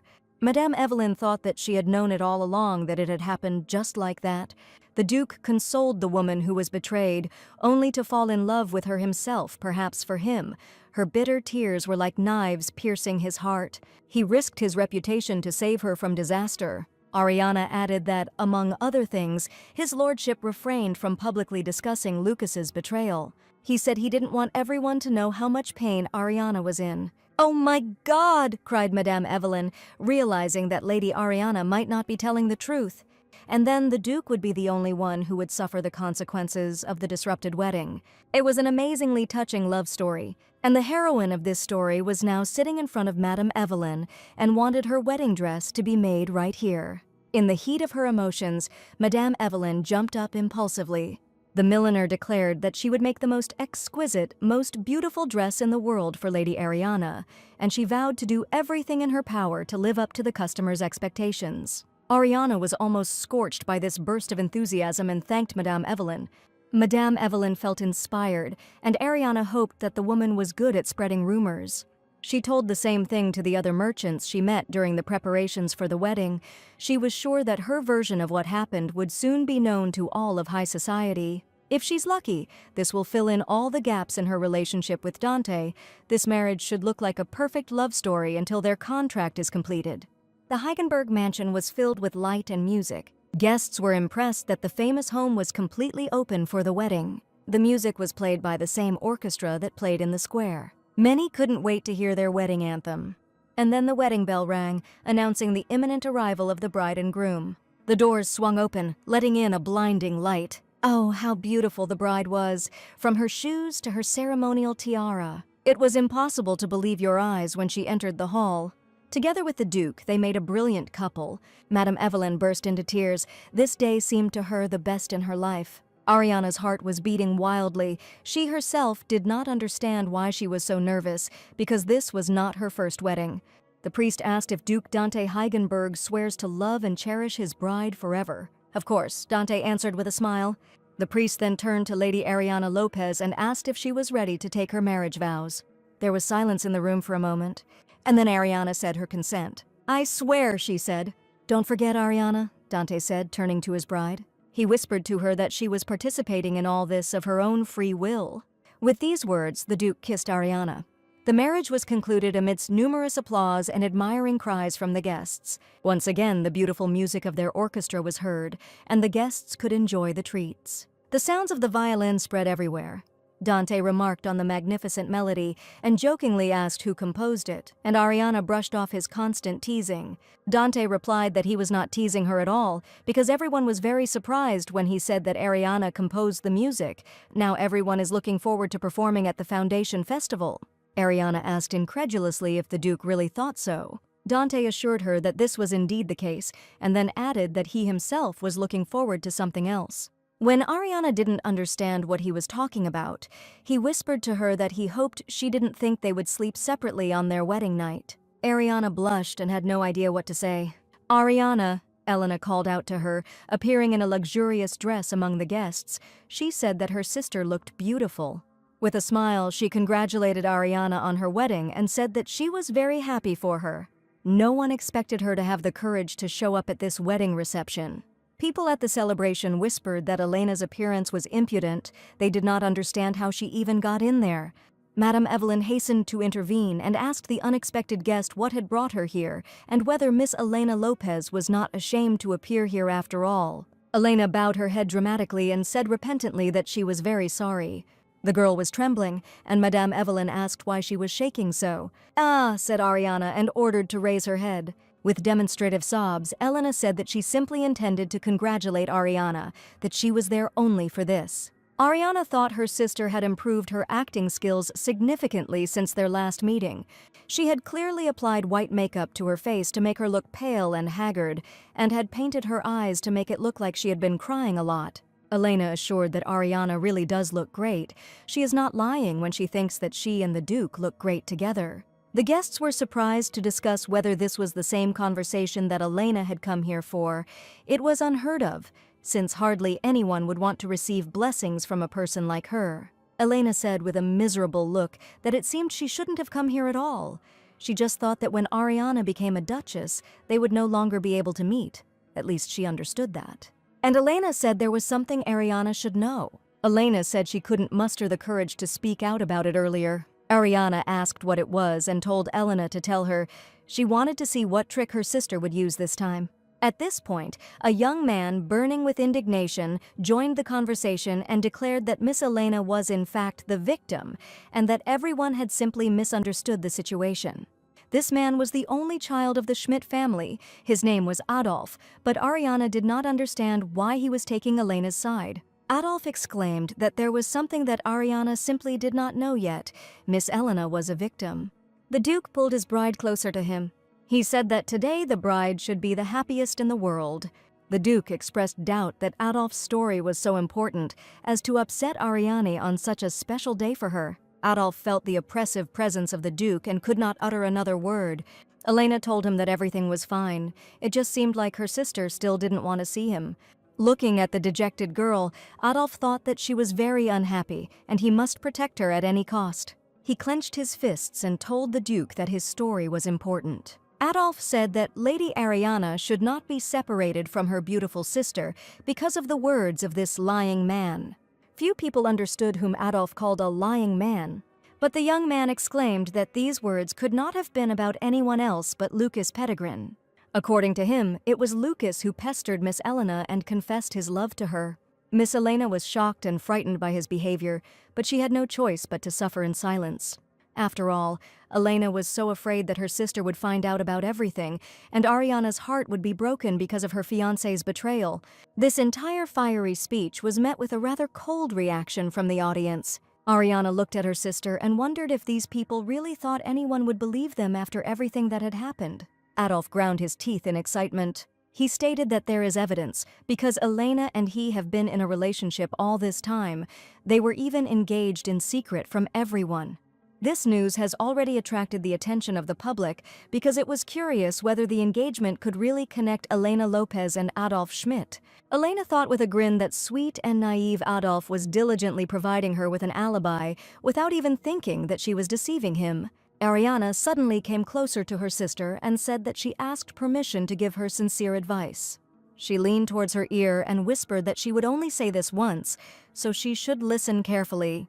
She said it wasn't the best option for her. Elena didn't understand what Ariana meant by options. The House of Schmidt, Adolf's family, was one of the richest aristocratic houses in the country, and Adolf himself was so stupid and weak that a couple of tears and a few hints would be enough to make his mouth water, and Elena would receive all his property on a silver platter. Ariana probably only said the bad option because she was jealous, so Elena smiled and said that she had no idea what her sister meant. "I see," Ariana said with a mysterious smile.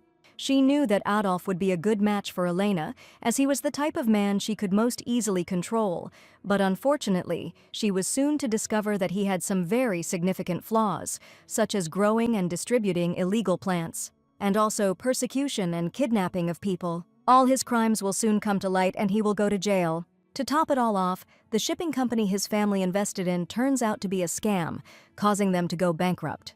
First a sexual deviant and now a future criminal, Ariana thought. Elena had a real talent for finding terrible men for herself. Elena sobbed and said that she didn't expect her sister to believe her right away.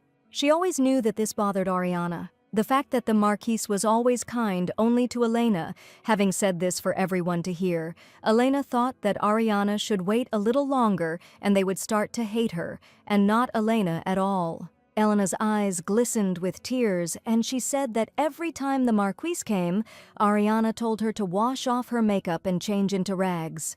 Elena hoped that people would not remain indifferent to her if she managed to arouse their sympathy with a pitiful story, and so she swore out loud that she never had any intention of seducing her sister's fiancé. The audience began to whisper, discussing the fact that the Duchess could be jealous of someone like this woman, but in their voices there was no sympathy at all that Elena had expected, and her cheeks flushed with excitement. She looked at Ariana's face and realized that she was simply laughing at her.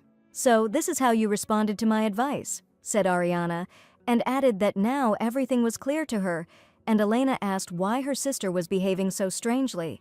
Ariana asked if Elena's words were true, if Lucas forced her to do all this, even what they did in the dressing room. Bowing her head low, Elena replied that she didn't remember at all what they did there, but yes, she absolutely didn't want to take part in his affairs. Ariana thoughtfully noted that the Marquis seemed to be an even more vicious person than she thought, so now he should be punished. Elena hoped that her sister really believed her and said that they could do nothing because the Marquis was untouchable. "Ah, yes," said Ariana. She knew that they were talking about that special immunity that gave the Marquis the right not to be arrested or to avoid investigation of minor crimes. Ariana noted that immunity was not without its vulnerabilities, and even a noble could be accused if enough people voted for it. Ariana smiled and suggested that Elena report Lucas to the authorities, expressing her confidence that all the guests present would help her. "Isn't that true?" she asked the guests who surrounded them. Everyone began to whisper among themselves with great enthusiasm. It seemed that someone wanted them to inform on the nobleman, and yet it would be better if they showed themselves on the good side in front of the future Duchess. This was more important than clinging to Pettigrew in the time of his collapse. Madame Evelyn was the first to volunteer to help. This prompted other guests to join her. Ariana noted with a smile that the Marquis wouldn't have a chance with the support of so many people. Elena was horrified and didn't understand what was happening because she never wanted to do something so tricky as informing on Lucas. She was just trying to change public opinion. Elena tried to remind Ariana that Lord Lucas was a Marquis and therefore acting against him could be dangerous. Ariana said that Elena shouldn't worry because she only needs to look at all these people who want to help. Ariana stated that in the end, the truth always comes out. Elena and Adolf continued their conversation in the carriage. The young man thought that everything had worked out just fine. He was glad that now this vicious Marquis would pay for all his crimes. Elena thought that Lucas would not be punished. Without precise evidence, the investigation would stall. Adolf thought, looking at the girl's worried face, that poor, sweet Elena was worried about so many things. He had to help her in this difficult time. He assured the girl that the Marquis's reputation would suffer from one interrogation by the city guard. Elena thought that Adolf was right. Once the investigation began, Lucas's reputation would be dealt a serious blow. Now that was the only thing she could be sure of. She clung to Adolf and said that she was very glad that he was there to support her. Adolf responded that he would always be there for dear Elena. Elena thought that no one would have predicted that Ariana would suddenly help her. Perhaps, having become a duchess, she simply let down her guard, but something still bothered her. It was unclear how the hell Ariana managed to seduce the unapproachable Duke, who did not give in even to Helen's charms until recently. The sister had no connection with this man. Elena doubted very much that these two truly loved each other. Most likely they had made some kind of deal, but one guess suddenly came to her mind. She remembered the score that Edward said Ariane had taken with her, the one that belonged to their grandfather. Then Elena said that she always thought that her brother said that he hated this tattered old music written by a dead man. Edward asked if she had any idea how much it might cost, since such things only became more expensive over time. Edward exclaimed that perhaps, if they wanted to, they could join the imperial family. Now Elena understood that the only thing Ariana had that was worthy of exchange was Eduardo Lopez's score, which was probably the price she paid to become the wife of Duke Habengur. But Elena could also take this place. That evening, a glowing butterfly flew into the window in the evening when Ariana was taking a bath. The butterfly came close to the girl. Butterflies always reminded Ariana of a certain piece of music. Fantastic Butterfly Trilogy. This was one of the most popular works written by Ariana's grandfather. The trilogy was widely known during his lifetime. But, unfortunately, the third final part of the work was lost after the death of the grandfather in a carriage accident. And so, 3 years later, at the Foundation Festival, Edward was going to present the third part of The Fantastic Butterfly, which everyone believed was lost forever. With this, he will be able to earn unprecedented wealth and fame. In other words, he used the notes he found while going through the things his grandfather left behind, and now he can raise his status. Ariana managed to take a couple of the scores with her when she left the mansion, but most of her grandfather's works remained hidden. Ariana thought she needed to get them back. And not just the trilogy, but everything. After getting out of the bath, Ariana wondered if the Duke had returned yet. After bathing, the girl felt different. It was as if she were a plant soaked in rose oil.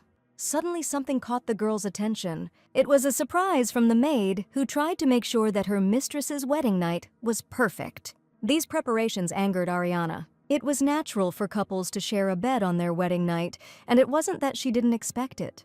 The Duke made his intentions clear that day. He said he refused to put on a show. A clumsy fake was worse than nothing at all. To be honest, Ariana doubted that anything would happen today, because only 5 years will pass. It would be an insignificant rumor that the Duke was incapable of sleeping with a woman, since he never denied all these rumors. They were most likely true. But one thought haunted Ariana. At the very least, the Duke can definitely kiss a woman, and the kiss that Ariana got was surprisingly good. "What are you thinking about so intently?" Dante's voice rang out, distracting the girl from the thoughts that had captured her. She started and exclaimed that she hadn't noticed him come in. Dante said that as soon as he entered, Ariana bowed her head. "Oh," she said, "it was because of guilt." The Duke asked why, and she replied that her sister had ruined his wedding celebration, and then it had been going through her head all day. She thought that even if her apology was just a cover, it didn't make it any less sincere. She didn't know that Elena would use the wedding for her performance and would even drag Adolf into this mess.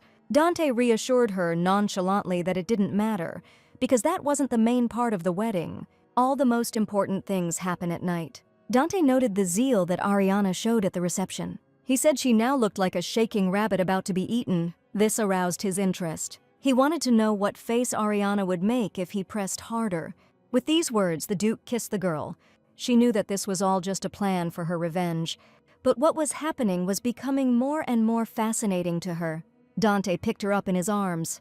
Soon, Ariana found herself thrown onto the bed with the Duke hovering over her. He kissed her, and the girl did not understand why. Her heart was beating so fast from his actions. "Ariana Lopez," he said.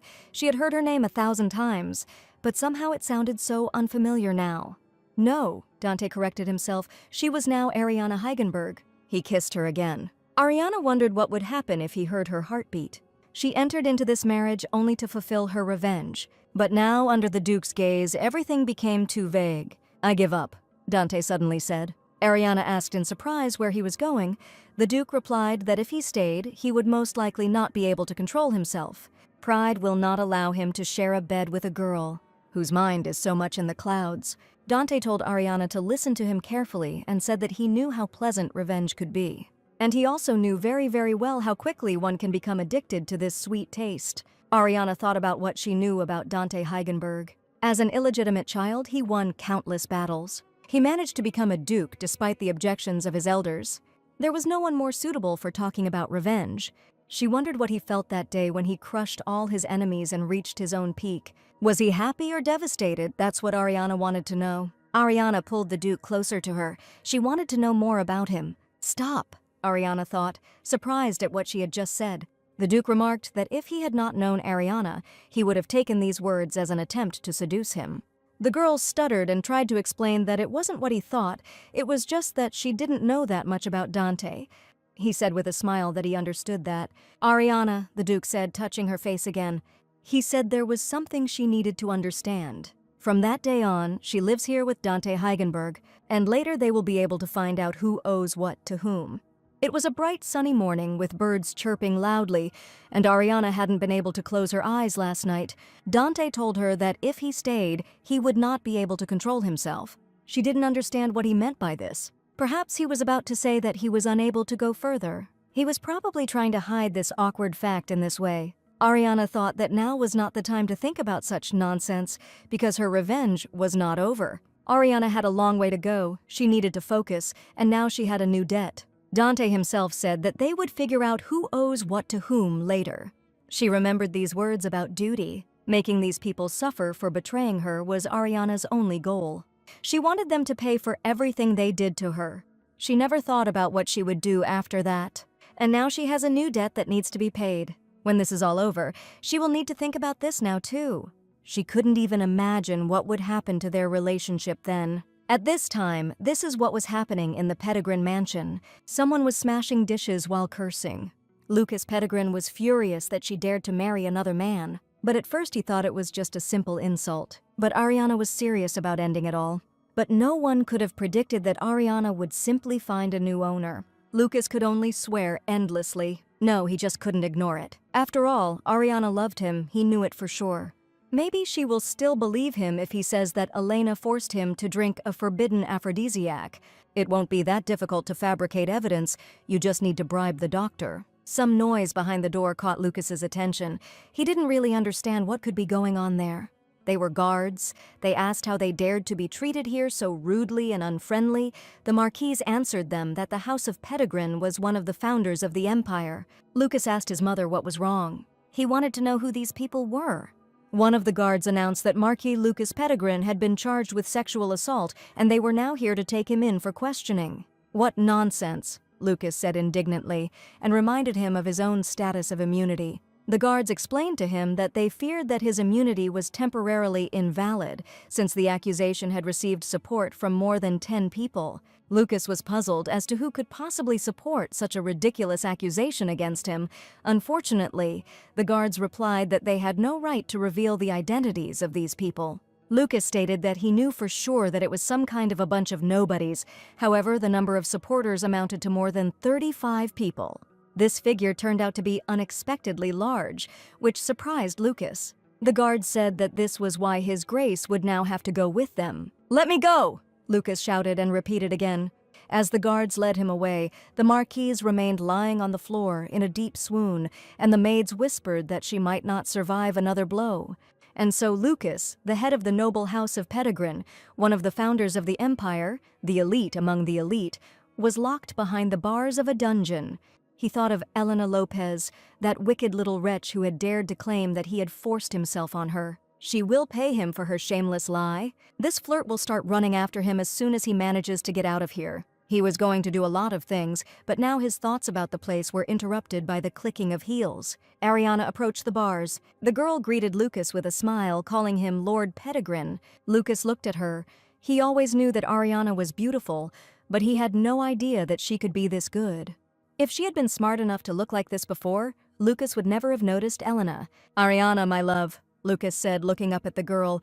He asked if she had any idea how much he missed her. Now he was so glad she was here, because they really needed to talk.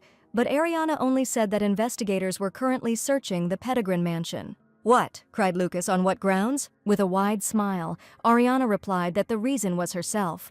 She told the guards that she saw Lucas sexually harassing Elena in the mansion. She explained to them that they would find evidence in the garden and on the roof. Lucas did not think that there was any evidence at all of what happened to them. Suddenly he realized that the girl had mentioned the rooftop garden. He tried to understand why she had mentioned that place at all. Ariana noted that no one would really find any evidence of Lucas's infidelity there, but that didn't matter. By a strange coincidence, Ariana's testimony will lead to the discovery of something more suspicious. "You wouldn't dare," Lucas cried out in fear. But the girl replied that she had already dared. She found Lucas's secret ledger.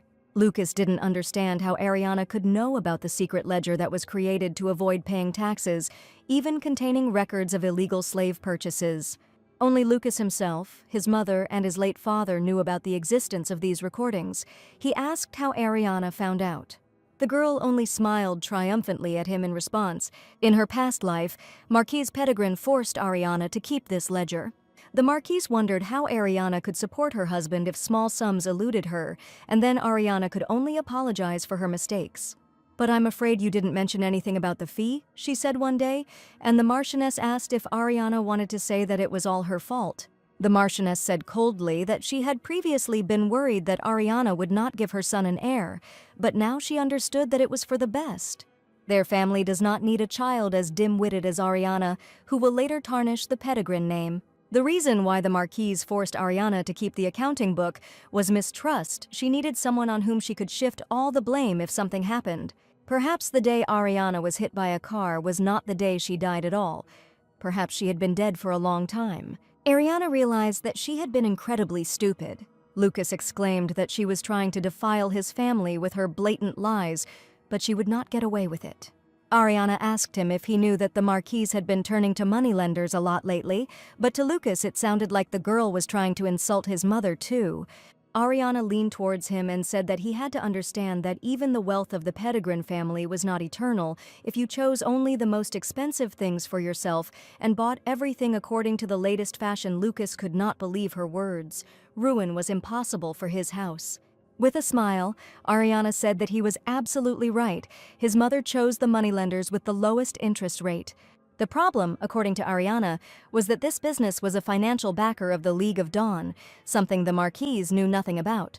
The League of Dawn was the very group that was going to put the disgraced prince on the throne. If people find out that the house of one of the founders of the empire is financed by a group of traitors, it is unknown what will happen to them. Lucas simply couldn't believe it, couldn't understand how a woman whose only talent was composing music had managed to learn not only about the existence of a secret organization, but also about the affairs of the Marquise de Petitgrain. Ariana enjoyed seeing Lucas deny everything. She was going to make his impending despair even sweeter. Lucas asked if the reasons why Ariana had changed so much were because of him. It was he who told the girl to arrange everything. Lucas was very angry with Dante Heigenberg because Lucas himself was the first to notice Ariana's talent. He was the one who saw Ariana playing the piano in the corner of the room, cowering from every glance her brother directed at her. It was Lucas who first recognized the girl's abilities. He gave her his love, and then this bastard showed up. "Love," Ariana said thoughtfully. No, what Lucas gave her was not love at all, but rather something like a piece of rotten fruit. It was very attractive on the outside, but on the inside it was nothing but rotten. With these words, Ariana left, and Lucas could only shout after her. "Ariana!" he called to her, reaching his hand through the bars. At this time in the imperial palace, it was discussed that this impudence was simply unimaginable. The purchase of slaves, tax evasion, all this was simply an unimaginable fall for one of the founding houses. Dante Heigenberg, the emperor, said gravely, "Yes, your majesty," he replied, thinking about the butterfly that had created a real storm. The emperor said thoughtfully that House Petitgrain was no longer what it had been, but they still had the courage to consider the empire fools. If the duchess had not emphasized the roof in the garden, no one would have known anything. The emperor wondered if it was a coincidence. The duke replied that he was afraid that he would not be able to comment on this in any way, because sometimes even he had difficulty predicting his actions. The emperor asked if he really knew so little about the woman he had married. Dante replied that his wife was full of surprises, which was why he was captivated by her charms. The emperor noticed that the duke was evading the answer as always, but there was no need to try to deceive him. He saw that there was something between these two. Dante assumed that His Majesty was referring to their passionate love, and the emperor exclaimed that talking to him was like talking to a wall. It's been 10 years since House Heigenberg sent Dante to fight in the war against the savages. Wanting to get rid of their problematic offspring, they signed his death warrant. However, Dante returned a hero. He was too capable to leave things as they were. The emperor asked if Dante had ever thought about divorcing Ariana and marrying the princess, but the duke merely asked if His Majesty was becoming insane. The emperor explained that the crown prince was diligent but too stupid, and that this empire needed a strong leader. Dante replied that he would simply pretend that he had not heard anything that His Majesty had just said, and the emperor asked if he would at least pretend to think about it. The duke assured that he and his wife had already fulfilled their marital duty, and now he would not be able to call himself a man if he was not faithful to her. The emperor noticed that Dante knew how to keep a woman, but there were rumors that the duke had certain problems. Dante said he wanted to know who was spreading such rumors about him. This conversation was interrupted by one of the imperial courtiers when he entered the hall. The courtier informed the emperor that new information had emerged regarding the investigation. They received an anonymous tip that the group from which Marquise Petitgrain borrowed money was connected to the League of Dawn. The situation was becoming increasingly absurd. The house of the founder of the empire was financed by a group of traitors. Meanwhile, the duke's carriage drove up to the gate. Ariana was in it, thinking that the investigators had probably already discovered everything. Since she sent a letter detailing where the money had disappeared, there was bound to be some turmoil for a while. The coachman informed her ladyship that they had arrived. The carriage door swung open. It was the duke, looking at Ariana, who noticed that his butterfly seemed to like to fly where it shouldn't. He said that since they were married, she did not have to address him formally and call him Duke or Grace, and she should not see her ex-fiancé anymore. Ariana explained that she simply wanted to personally say that the family Lucas was so proud of would now be famous for debt. But the Duke asked if that anonymous letter was her doing. He noticed that he had a strange feeling that he couldn't get rid of, as if Ariana was always hiding something from him. Ariana said that his lordship was right. She was one of those who sent the anonymous letters. She knew that if the Marquise's illegal personal loans became known, the reputation of the Pettigrew family would be seriously damaged. The Duke asked if this meant that Ariana did not expect this to lead to the takeover of the League of Dawn. Ariana pretended that she had never heard of that name. The Duke replied that thanks to her letter, they discovered that the Froken pawnshop was secretly financing the League. Ariana assured that she knew nothing about it. She had no intention of telling the Duke that she had any idea about the existence of the League of Dawn. Ariana learned of the collaboration between Froken's pawnshop and the League of Dawn a few days before her death, so now it was better for her to just keep quiet. The Duke told her that a matter of such importance had led to a thorough search, and Ariana pretended to sigh that Lucas was terribly unlucky to think that such a noble house as Pettigrew had fallen so low. The Duke replied that it would have sounded more convincing if Ariana's eyes had not smiled so clearly when she said these words, and the girl replied that it seemed that she needed practice in the art of controlling her emotions. The Duke leaned closer to the girl and said that she could be truly charming at times. Then he said that he would ask the coachman to turn the carriage around because they needed to go to the palace.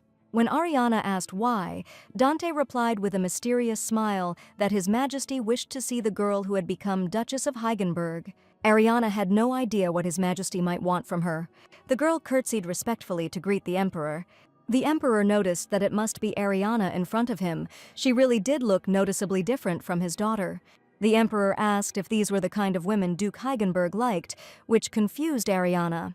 The Duke asked His Majesty to refrain from making such comments about his wife, to which the Emperor remarked that the Duke was being excessively talkative today.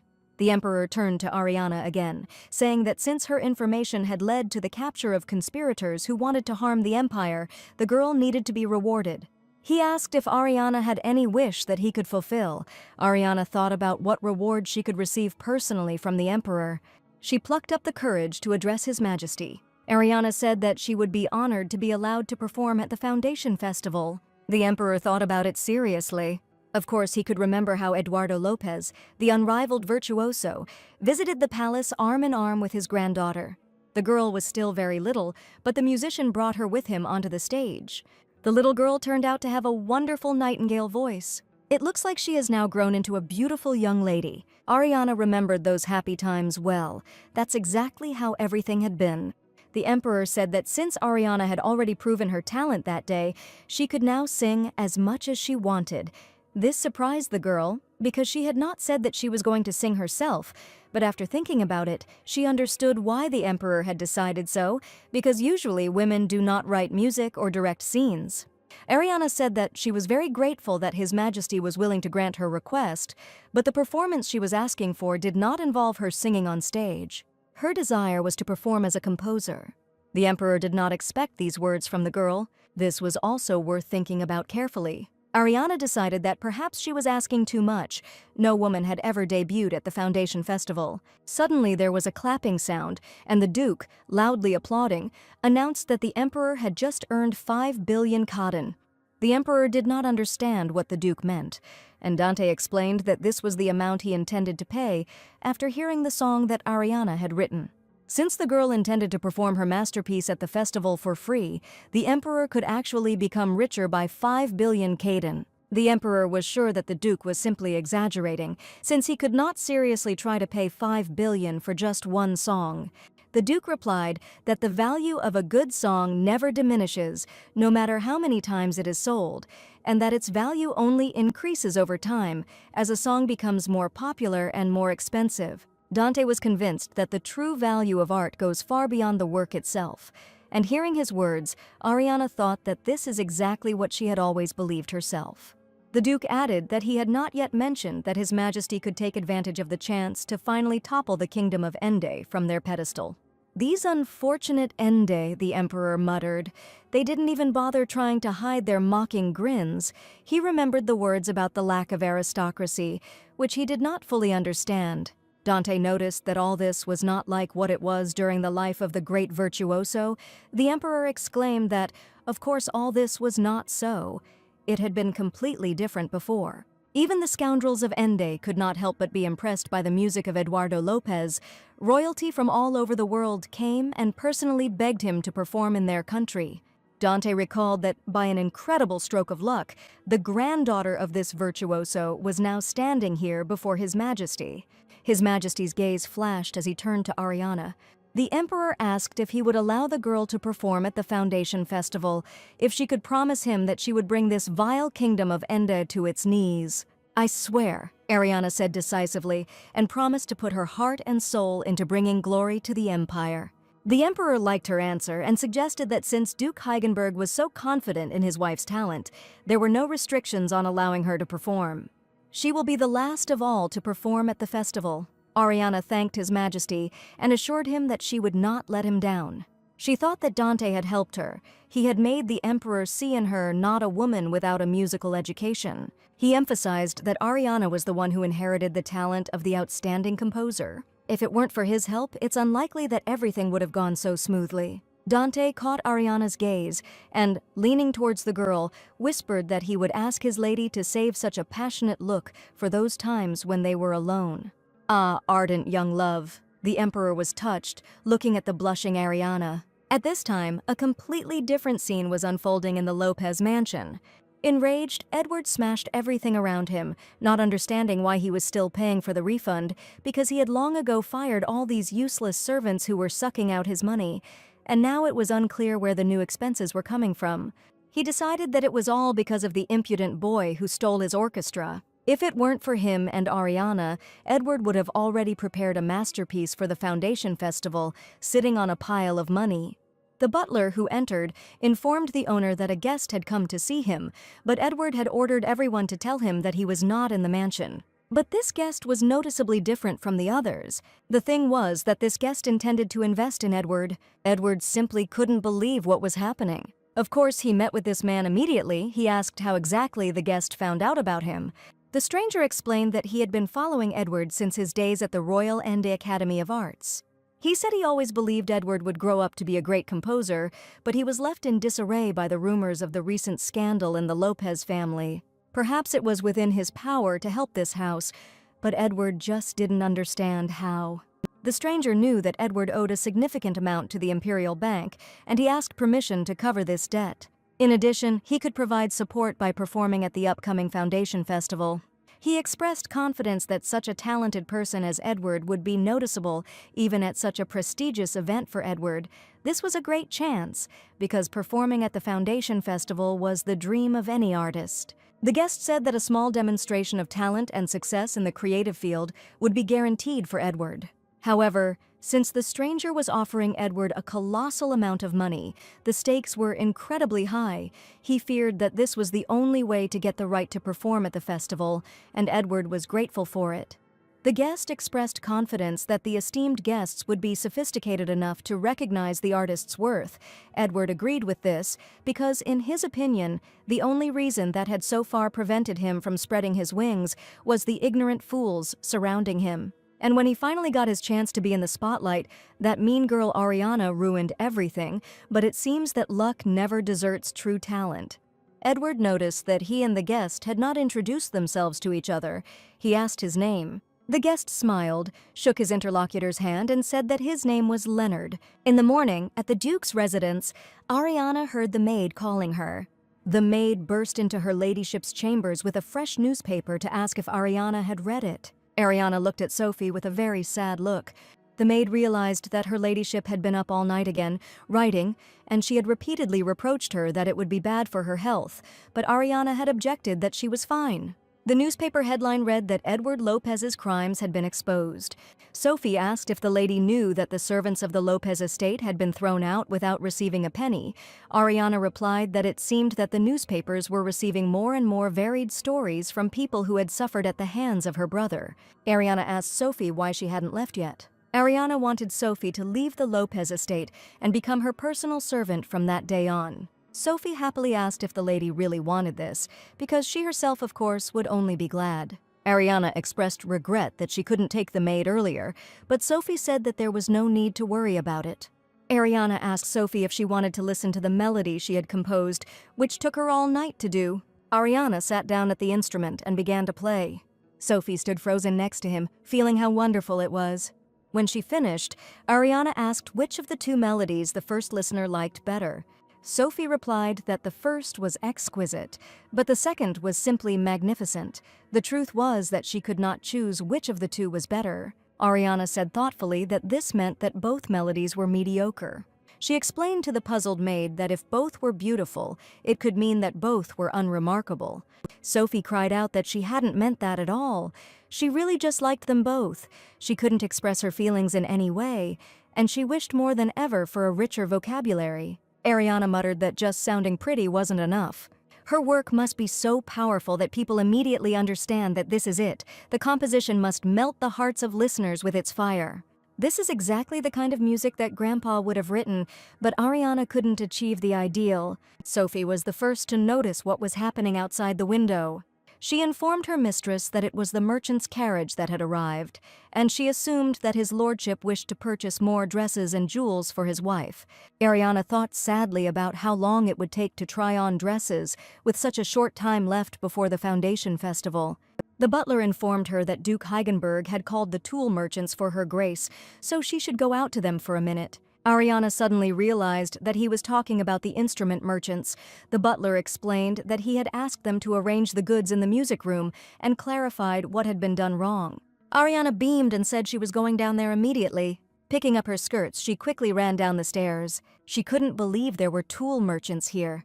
With her heart beating fast, the girl opened the door to the music room. The piano, violins, and cello were placed there on special stands. Ariana had the feeling that all the instruments of the world were collected here. In her past life, Ariana believed that one piano was enough to write music.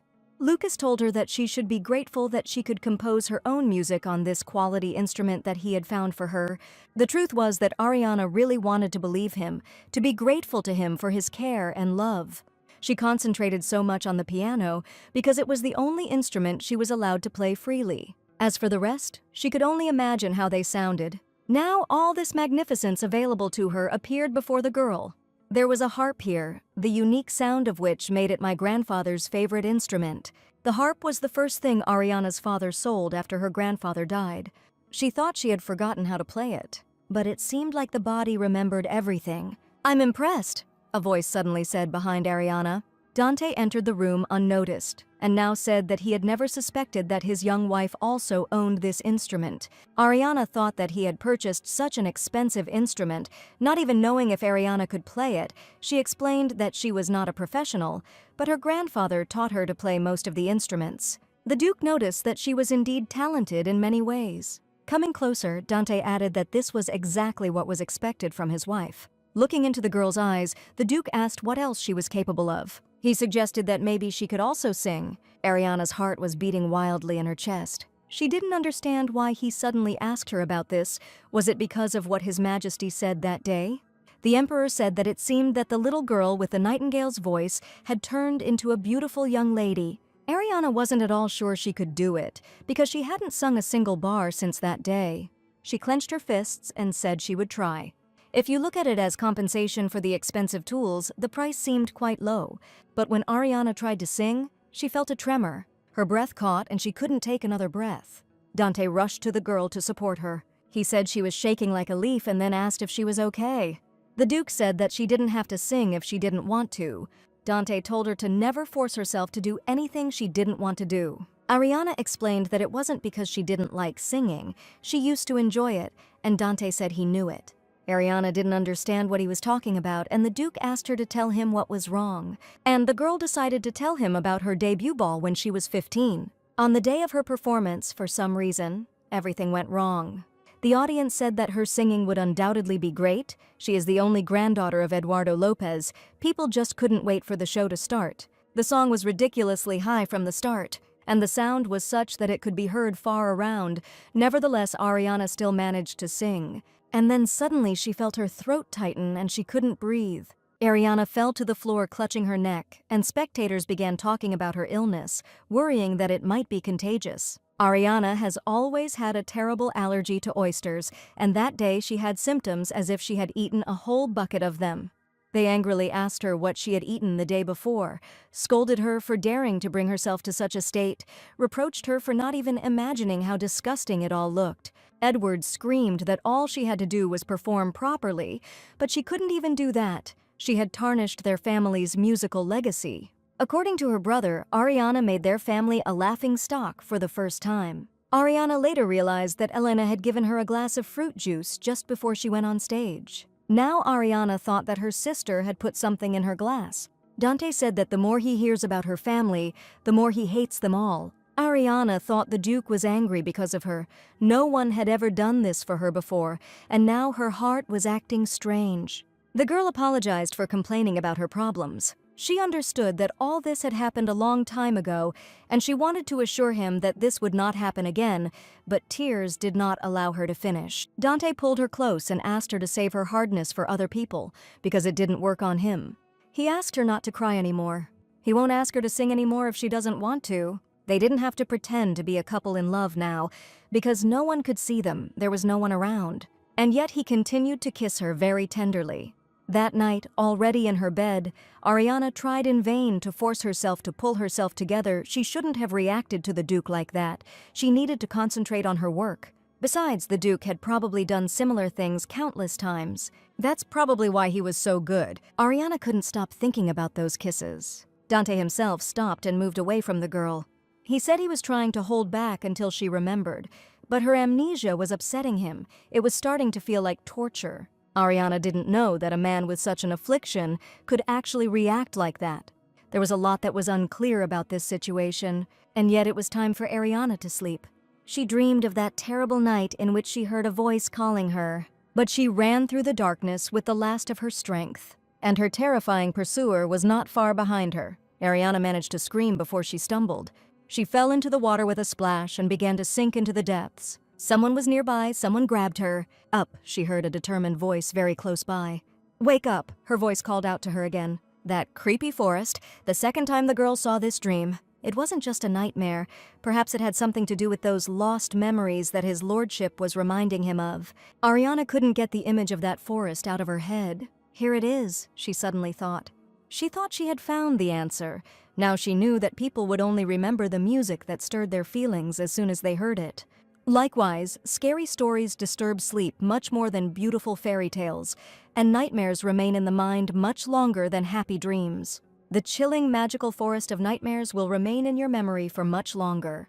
Soon all the talk was about Count Lopez throwing a ball. After all, it was he who had recently fired his servants because he had gone bankrupt, but they said that he had paid off his debt in one payment, so the whole society had gathered at his ball to check whether this was really the case. One young man suggested that everyone was there because of a special gift.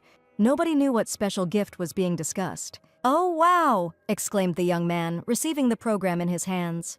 There were excerpts from a song written by the late Count Eduardo Lopez himself. The guests were amazed that such a treasure was being given into their hands. They had different melodies in the programs with different titles. It looked very interesting. Edward tapped his glass with a spoon, attracting everyone's attention. He said he could see that the guests enjoyed the surprise. It had been almost 10 years since his grandfather's death, and for him these gifts were an opportunity to share with others the memory of an exceptional talent. Some might say that Edward was frivolously throwing away precious legacies, but he himself did not think so. If he keeps it to himself, then only the Lopez family will mourn their grandfather. But if he shares this music, then the memory of him will live on in the hearts of other people. That's why Edward announced that he was going to perform the third part of the Butterfly Fantastic trilogy at the upcoming Foundation Festival. Viewers couldn't believe what they were hearing about the Fantastic Butterfly trilogy, the last masterpiece created by the great virtuoso. It turns out that he was actually working on the third part before his death.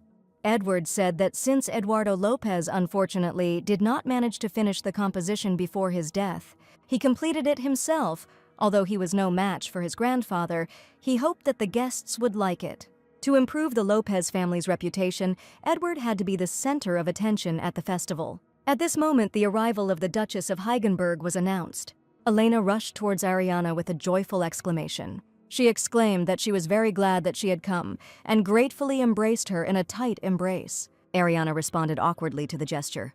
The guests began to whisper that the sisters seemed to be friends, which meant that what Elena was saying about Lucas Pettigrew was true. Elena thought that it seemed that she had not played the role of the victim in vain. Since Ariana came here, it means she believed too. Looking around, Elena asked where his lordship was, but Ariana replied that she had come alone. Elena thought so. He had long been tired of Ariana like that, but she asked out loud why her sister came alone when it would have been better to come with her husband. After all, this was Ariana's first public appearance as Duchess of Heigenberg. Ariana knew that Elena would say that. She replied that she was just visiting her family. It was hardly worth calling it going out into high society. Elena agreed that she might be right, and Ariana noticed the tiara she was wearing. Ariana noticed that the tiara belonged to her. She said she was glad her sister was wearing it. Elena always liked to use her things, as well as men. Elena's face flushed with anger and shame. Edward ran up to his sister screaming. He couldn't believe that this thief dared to appear here again. The guests began to whisper even louder. Edward declared that Ariana's appearance was an incredible surprise for him because he did not even send her an invitation, believing that she would be too busy, and Ariana replied that she would always find time for protection. And she intended to protect her grandfather's works because she did not understand how Edward had even thought of getting rid of his music in such a way. Edward fiercely protested that he was in charge of the Lopez family property and that Ariana was no longer a Lopez and had no right to interfere. Ariana said that then Edward should give her a gift too, like everyone else. Even though she is no longer Lopez, she is still one of the guests. Edward ordered the program to be given to the Duchess. The butler handed a piece of music to Ariana. Ariana unfolded it and looked at what was written. Elena noticed with a laugh that there was even some kind of drawing on this piece of paper, and Ariana said that it was her. On the edge of the sheet of music was a drawing of a girl with the same pigtails that Ariana once wore. The guests understood from this conversation that it seems the Duchess was close to the late Count Eduardo. It was all so sad they felt very sorry for the Duchess. One guest approached Ariana and said that the piece she had received also depicted a girl with pigtails, and Ariana confirmed that it was her. The guest handed the piece of paper to Ariana and asked permission to return it to her. If she had known how important it was to her, she would never have taken it. Other guests also began to give Ariana their musical fragments, and the girl apologized to them because she did not want them to feel guilty at all. No one understood why Count Lopez had given this to the guests at all because of him. They had upset her grace hearing this. Edward thought that Ariana had remained a petty and vile snake. He approached his sister and asked if he could talk to her. They walked out into the spare room, and after the door slammed shut, Edward screamed that he didn't understand what the hell Ariana was doing. Ariana said that she should ask him about how he could hand out her grandfather's work in pieces like cheap leaflets. She asked if Edward had hidden the Butterfly Fantastic Trilogy. It looked like Ariana was really angry. Edward had never seen her so emotional before. It seemed like he had managed to touch her on the raw. Edward stated that he had not hidden anything anywhere. He was the owner of this house. All the property belonged to him. Ariana assumed he meant that he also had that same score. Edward didn't understand what score she was talking about. Ariana screamed at him to stop pretending, as he knew full well that the Butterfly Fantastic Trilogy was not his final work. Ariana spoke of his real final masterpiece, the score he was working on just before his death. Edward thought about it. He didn't know anything about his grandfather's last real masterpiece. This is what Ariana was looking for. This old nasty man always favored her more than anyone else. And now, it turns out, he even dedicated a song to her. He could pretend to have the score and then find out more so he could search the house properly. "Ah," he said, "this is the score we were talking about." And then he assured me that, naturally, he had it. Ariana screamed that it was hers. So Edward had to give it to her because her grandfather wrote it based on the first melody she created. It was her music. If they don't give it to her, she will find it herself. "Step back!" Ariana screamed. She had intended to personally inspect the safe in the office, but Edward had declared that there was nothing there. Ariana tried to push him away and shouted that she would inspect everything herself, both the safe and the secret compartment inside it. Edward learned with some curiosity that there was such a compartment inside the safe. Ariana recognized that look from him. He always looked like that when he stole her music. It was the look of a greedy thief, but this time greed will be his undoing. At this time, the guests saw Duke Heigenberg crossing the festive hall with a determined step. Dante stated that he had heard that his wife was somewhere here. He wanted someone to tell him where to look for her now. Everyone started whispering about where the Duchess had gone. Hadn't she gone to talk to the Count? The Viscount suggested looking for her. Elena couldn't believe that the Duke was here because of Ariana. The Viscount rushed to the Duke, assuring him that it was an honor for him to see his lordship again. But the Duke cut short his fiery speech, replying that, unfortunately, he was not in the mood for exchanging pleasantries. Because several hours had passed since he last saw his wife, the guests began to whisper that everyone had said that the Duke was cold towards his wife. It seemed that these rumors were false. "So," said the Duke, and his heavy hand fell on the Viscount's shoulder. He wanted to know where his wife was, and the Viscount replied that the Duchess had gone out to speak with Count Lopez in private. Dante repeated this very sternly, causing fear in his interlocutor. At this moment, the butler approached his lordship and offered to take him to the Duchess. Edward and Ariana heard a sharp knock on the door, and Edward shouted that they were not finished talking yet. This did not stop the one who tried to break into them at all. Duke Heigenberg appeared at the door and asked if this was his pathetic brother-in-law. Ariana looked into the Duke's eyes with fear. His gaze frightened her. The Duke grabbed Edward and screamed that he dared to make his wife cry. Edward thought the Duke hated his wife. Wasn't that why he locked her in his house? But his behavior was definitely not what Edward expected. Dante growled that from now on he advised Edward to be more careful with his remarks towards Ariana. His wife might be magnanimous enough to let her brother get away with a minor offense, but the Duke himself was not. "Yes," Edward muttered in horror. As the Duke and Duchess walked together through the hall, Ariana asked him what brought his lordship there, and Dante replied that her words broke his heart. His hand went to Ariana's waist and pulled her towards him. Dante said that she simply left him no choice but to come here himself. Ariana heard everyone discussing the love with which the Duke looked at his wife. Even the spectators blushed. Ariana noted that she was going to return before dark.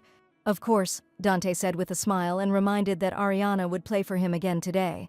They arrived at the mansion. The butler greeted the Duke and Duchess of Heigenberg. The maid asked if she should prepare a bath for the lady. Ariana thanked her and said she was going to head straight to the music room. Sophie said that for some reason she thought so. And then the maid saw that the Duke would go with Ariana. All the servants of the mansion gathered to watch this scene. In the music room, Ariana immediately sat down at the piano, and Dante settled down on the sofa. When the girl asked if he was going to sit like that all the time, the Duke said that he would. Ariana reminded him that she had already told him that she couldn't concentrate at all in his presence. "Liar," Dante said, noting that once Ariana started playing, she would forget he even existed. She thought, here he is, getting out of it again. She had to concentrate. She had to ignore him. There was so much she needed to do. Ariana had been working on this song for the past month, but there was a part she wasn't happy with. This is a scene in which the main character, a little girl, is immersed in the festive atmosphere. The passage should sound fun and elegant, but at the same time a little strange and creepy. Still, feeling delight and all-consuming excitement for the first time in my life was a special moment. Dante looked at her questioningly. He came closer to her and asked what problems had arisen. Ariana replied that she was unable to convey the necessary emotion. They say that deep happiness and sadness can be one and the same, and that is what she wanted to convey. Dante asked if she wanted to know how to feel so good that you wanted to cry, and Ariana thought that was different from what she had just said. Dante leaned towards her and said that he would teach her everything if she only wanted it. He would do everything in his power to help her. Ariana was upset that she was completely helpless in front of him when he teased her. She asked if he was really familiar with these emotions. Dante replied that he certainly did more than she did. Besides, he was older. She asked him to teach her if he could do it. Ariana whispered that she wished she knew what it was like to feel such emotions. Her heart beat wildly as Dante leaned closer to her. The next moment, the Duke kissed the girl. At the Lopez house, Edward also had something to think about. Mr. Leonard, who came to him again, assumed that the Count must be irritated. He heard that Edward was going to present the Butterfly Fantasy Trilogy at the festival. Edward said that, of course, it would be a premiere. It would definitely be a success. Mr. Leonard had nothing to worry about. "What a pity," said Mr. Leonard, and Edward did not understand what he wanted to say. Mr. Leonard said he had hoped Edward would perform his own piece. Edward himself would like to. He racked his brains over this for 3 days. But for a creator with a sensitive soul, there is nothing worse than tight deadlines. Edward said he was sure the festival guests would enjoy it, but Mr. Leonard said he was sorry. But if Edward intended to perform this particular piece, then he withdraws his patronage. Mr. Leonard explained this by saying that he was going to support Edward, and not the old man who was already resting in the grave. He asked for all the money he had lent him to be returned before the previously agreed deadline, and then turned around to leave. Edward tried to hold him back and grabbed his elbow. He said that he would then perform his piece. After this conversation, Edward loudly slammed the door to his office. He rushed around it, thinking about Ariana's words. If we are to believe her words, there was another hiding place behind the safe. In despair, he sat on his knees in front of the safe, unable to solve this problem, and was found there by the butler, who asked what the gentleman was doing. Edward turned around abruptly. He assumed that the butler knew all about the existence of the hiding place since he was so calm. He shouted that no one dared to hide anything from him, from the head of the house, and with these words he hit him. The butler replied that all that was there were Mr. Eduardo's personal belongings, and that they did not represent any particular value. "Open the safe or you're dead," Edward said harshly, adding that the butler should choose wisely, because he wouldn't let him die quickly. The butler said that he would open this hiding place for the master. Edward noted that this was a good decision and ordered that it be carried out quickly. The butler pressed the secret parts on the safe door. The mechanism worked and the hiding place opened with a click. "Out of the way!" Edward growled, rushing towards the hiding place. There really were notes there, the last masterpiece of the great virtuoso. Edward's heart began to beat wildly. Maybe this thing was even more valuable than the Butterfly Fantasy trilogy. At this time, in the mansion of Duke Heigenberg, Dante sat by the window in his office and thought about Ariana. She just needed to find inspiration, to feel something she had never experienced before. It was so rash that at that moment Mr. Leo knocked on the door and the Duke allowed him to enter. He entered and reported that he had just completed the work assigned to him by his lordship. As expected, as soon as he said that he would only finance his own work, Edward immediately changed his mind and declared that he would perform his own work at the festival. Leonard said that Edward looked very confident. Leo was truly surprised by Lady Ariana's ingenuity.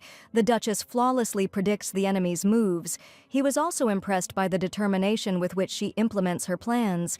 He assumed that she could become an excellent military strategist.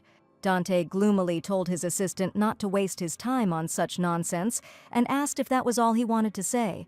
Leo reminded them of the League of Dawn members they had been pursuing, the ones who had escaped after their connection to the Froken pawn shop had been exposed, and they had managed to capture one of them alive this morning. Only he said something rather strange. He said that a group of mercenaries was indeed sent to the Farge forest that night, but he was not among them. Leonard said the Duchess had no reason to take revenge on him, and that was strange. It was in the Farge forest that Ariana's grandfather and mother died in an accident. The League of Dawn traveled to Farge to carry out an assassination attempt, which they thought would cause Ariana to seek revenge on them. It turned out that they were killed. It was definitely someone's order. Leo asked if Lady Ariana should be told about this, but the Duke replied that not yet. He also ordered that everyone be warned not to dare touch him, but Leo objected that they had found out almost nothing. The Duke replied that from now on he would interrogate the man himself. The day has arrived for the Foundation Festival to begin. The stream of carriages seemed simply endless, and this was completely understandable, because the Foundation Festival was the pride of the Empire. The people of the Enda Kingdom looked so unusual, one could assume that next year the same outfits would become a hit among the residents of the capital. A young man emerged from one of the carriages who was immediately recognized as the eldest prince of the Kingdom of Ende. Many had heard that he was well versed in art, but few knew that he was so handsome. Suddenly, everyone's attention was drawn to a strange carriage. This carriage also stopped among other guest carriages. Someone identified the delegation from the Kingdom of Kalka.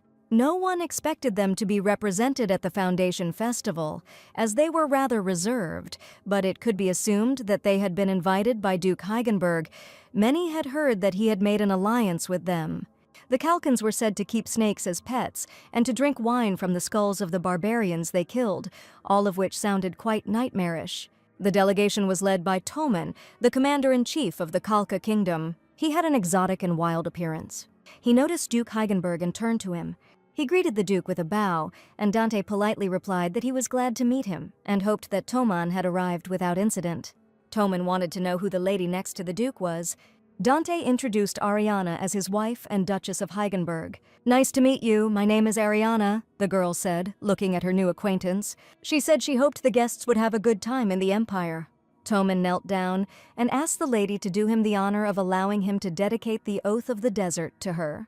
The suddenly enraged Duke demanded that Toman stop talking nonsense and get up from the ground before he was hit.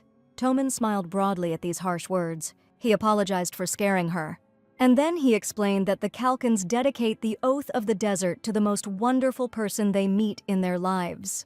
And since Ariana was the wife of Duke Heigenberg, the savior of his people, Toman would be extremely happy if she accepted this oath. "The hell she'll do it!" the Duke growled, shielding Ariana with his body. Ariana was scared because this was a representative of another country, and because of this situation, rumors could spread that the Duke was acting arrogantly. Ariana intervened and said that she had heard that Kalka was incredibly beautiful.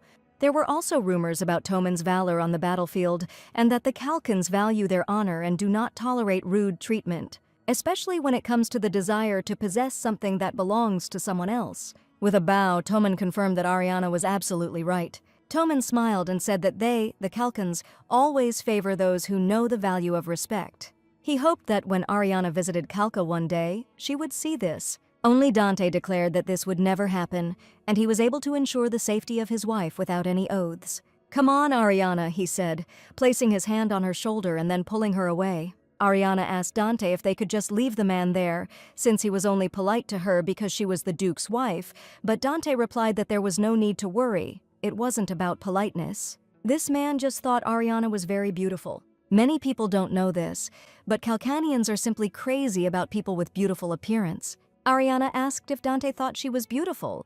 "What?" Dante asked again in such a tone that Ariana regretted asking it at all. She herself did not really understand what prompted her to ask such a question. Now she felt only awkwardness. The Duke grabbed her and pulled her towards him. He asked her to never make that face when they were in public. After all, it was simply driving him crazy. He was barely holding back as it was. Ariana remembered those kisses and everything that happened between them. Perhaps I shouldn't have asked him such things. "Sir," a voice suddenly reached them. The assistant said that the Duke needed to appear in the interrogation room. Dante turned to Ariana. She said that everything was fine. She would talk to the other guests while he was gone. Dante said that if anyone said anything stupid to her, she should just teach him a lesson. She could safely use the power and status of the Duke as she wished. With these words, the Duke departed, leaving Ariana in some confusion. "Hello, Ariana," she suddenly heard. "I was looking for you?" said Elena, who had come up to her dressed luxuriously. Ariana noted that Elena looked good. The trading company must be making good profits. Elena said that when the ship returned, she and Edward would be much richer than they were before. Ariana should have listened to Adolf's words as she did. Elena noted that she had heard that His Majesty had commissioned Ariana to perform at the Foundation Festival at the closing ceremony. "That's right," Ariana confirmed. Elena leaned closer to her and wished her luck, although she expressed doubts that Ariana would be able to achieve anything with traders and one village oaf as her assistants. Elena said that she just didn't want her sister to overexert herself, since their next performance would eclipse the previous one anyway. Ariana advised Elena with a smile not to be so arrogant. What did Elena ask again, frowning? Ariana asked her sister if she really thought she had discovered all the evidence of Elena's connection with Lucas. Elena didn't understand what she was talking about because it seemed to her that there was no more evidence. Ariana smiled and said that she even knew that Elena had taken drugs to induce pregnancy. "What nonsense!" Elena cried out in rage. But she quickly pulled herself together and looked around, and then asked why Ariana was saying such things. Ariana replied that sooner or later Elena would find out about it. She said goodbye to her and said that they would see each other again. She was going to enjoy the show from the front row. At this time, the Duke entered that very room. "Look who has finally arrived," the Emperor told him. Dante asked if this was really the leader of the League of Dawn. They told him that he had been one for 10 years already. The Emperor said that it seemed like all the murder cases revolved around him, so there was a possibility that he had a hand in that incident as well. Dante asked if this was the man who had harmed his wife. The Duke's tone made the criminal flinch. Dante remarked that perhaps the others should leave the room. He feared that what he was about to do was not a pleasant sight. The Emperor decided to follow this advice and rose from his chair. He said that he believed that Duke Heigenberg would succeed and asked to be sure to report when everything was over. The second person present, the Crown Prince, said that he was going to stay because this man was not a petty criminal, but a traitor to the Empire. At least one member of the imperial family should be present at the interrogation. "As you wish," said Dante. The prince looked angrily at the duke's back. He thought that he was too impudent for an illegitimate child because he was his father's favorite. He was alien to the due respect that the heir to the empire deserved. Dante took a few more steps towards the criminal. He tore off the bandage that prevented him from speaking. The criminal exclaimed that they should just kill him because he had nothing to tell them. Dante replied that another member of the League of Dawn had already confessed to the murder last night. He said it was about 10 years ago. The League was hired to remove Count Lopez, but the man swore he had nothing to do with it. He convinced the Duke to believe him. Dante demanded to know who hired him to kill Eduardo Lopez. A sharp blade was found at the criminal's throat. "Go ahead, kill me," the man shouted. He still wasn't going to say a single word to a butcher like the Duke, someone who had voluntarily gone out into the field to kill people. The Duke used the weapon he held in his hand. He said it was true, he really did kill many, that's why they called him the Butcher. This meant that he knew exactly where to hit to make a person talk. Then he asked again who wanted Eduardo Lopez dead. Dante thought the man had a strange look in his eyes, as if there was something he feared more than torture and death. He moved the blade again in the wound inflicted on the criminal. "I'll tell you," the criminal shouted. The pain made him speak. He even started to pronounce the right name, but did not have time. Something distracted the Duke for a moment. Dante turned around quickly. The throwing star flew into the criminal's throat, cutting off his words and his life. He coughed up blood. The Duke looked at the door opposite. Dante could only confirm that the man was dead. The prince began to call the guards, shouting that there was an intruder here. He wanted to know who dared to let an intruder into the imperial palace, but the criminal almost told them the name of the customer.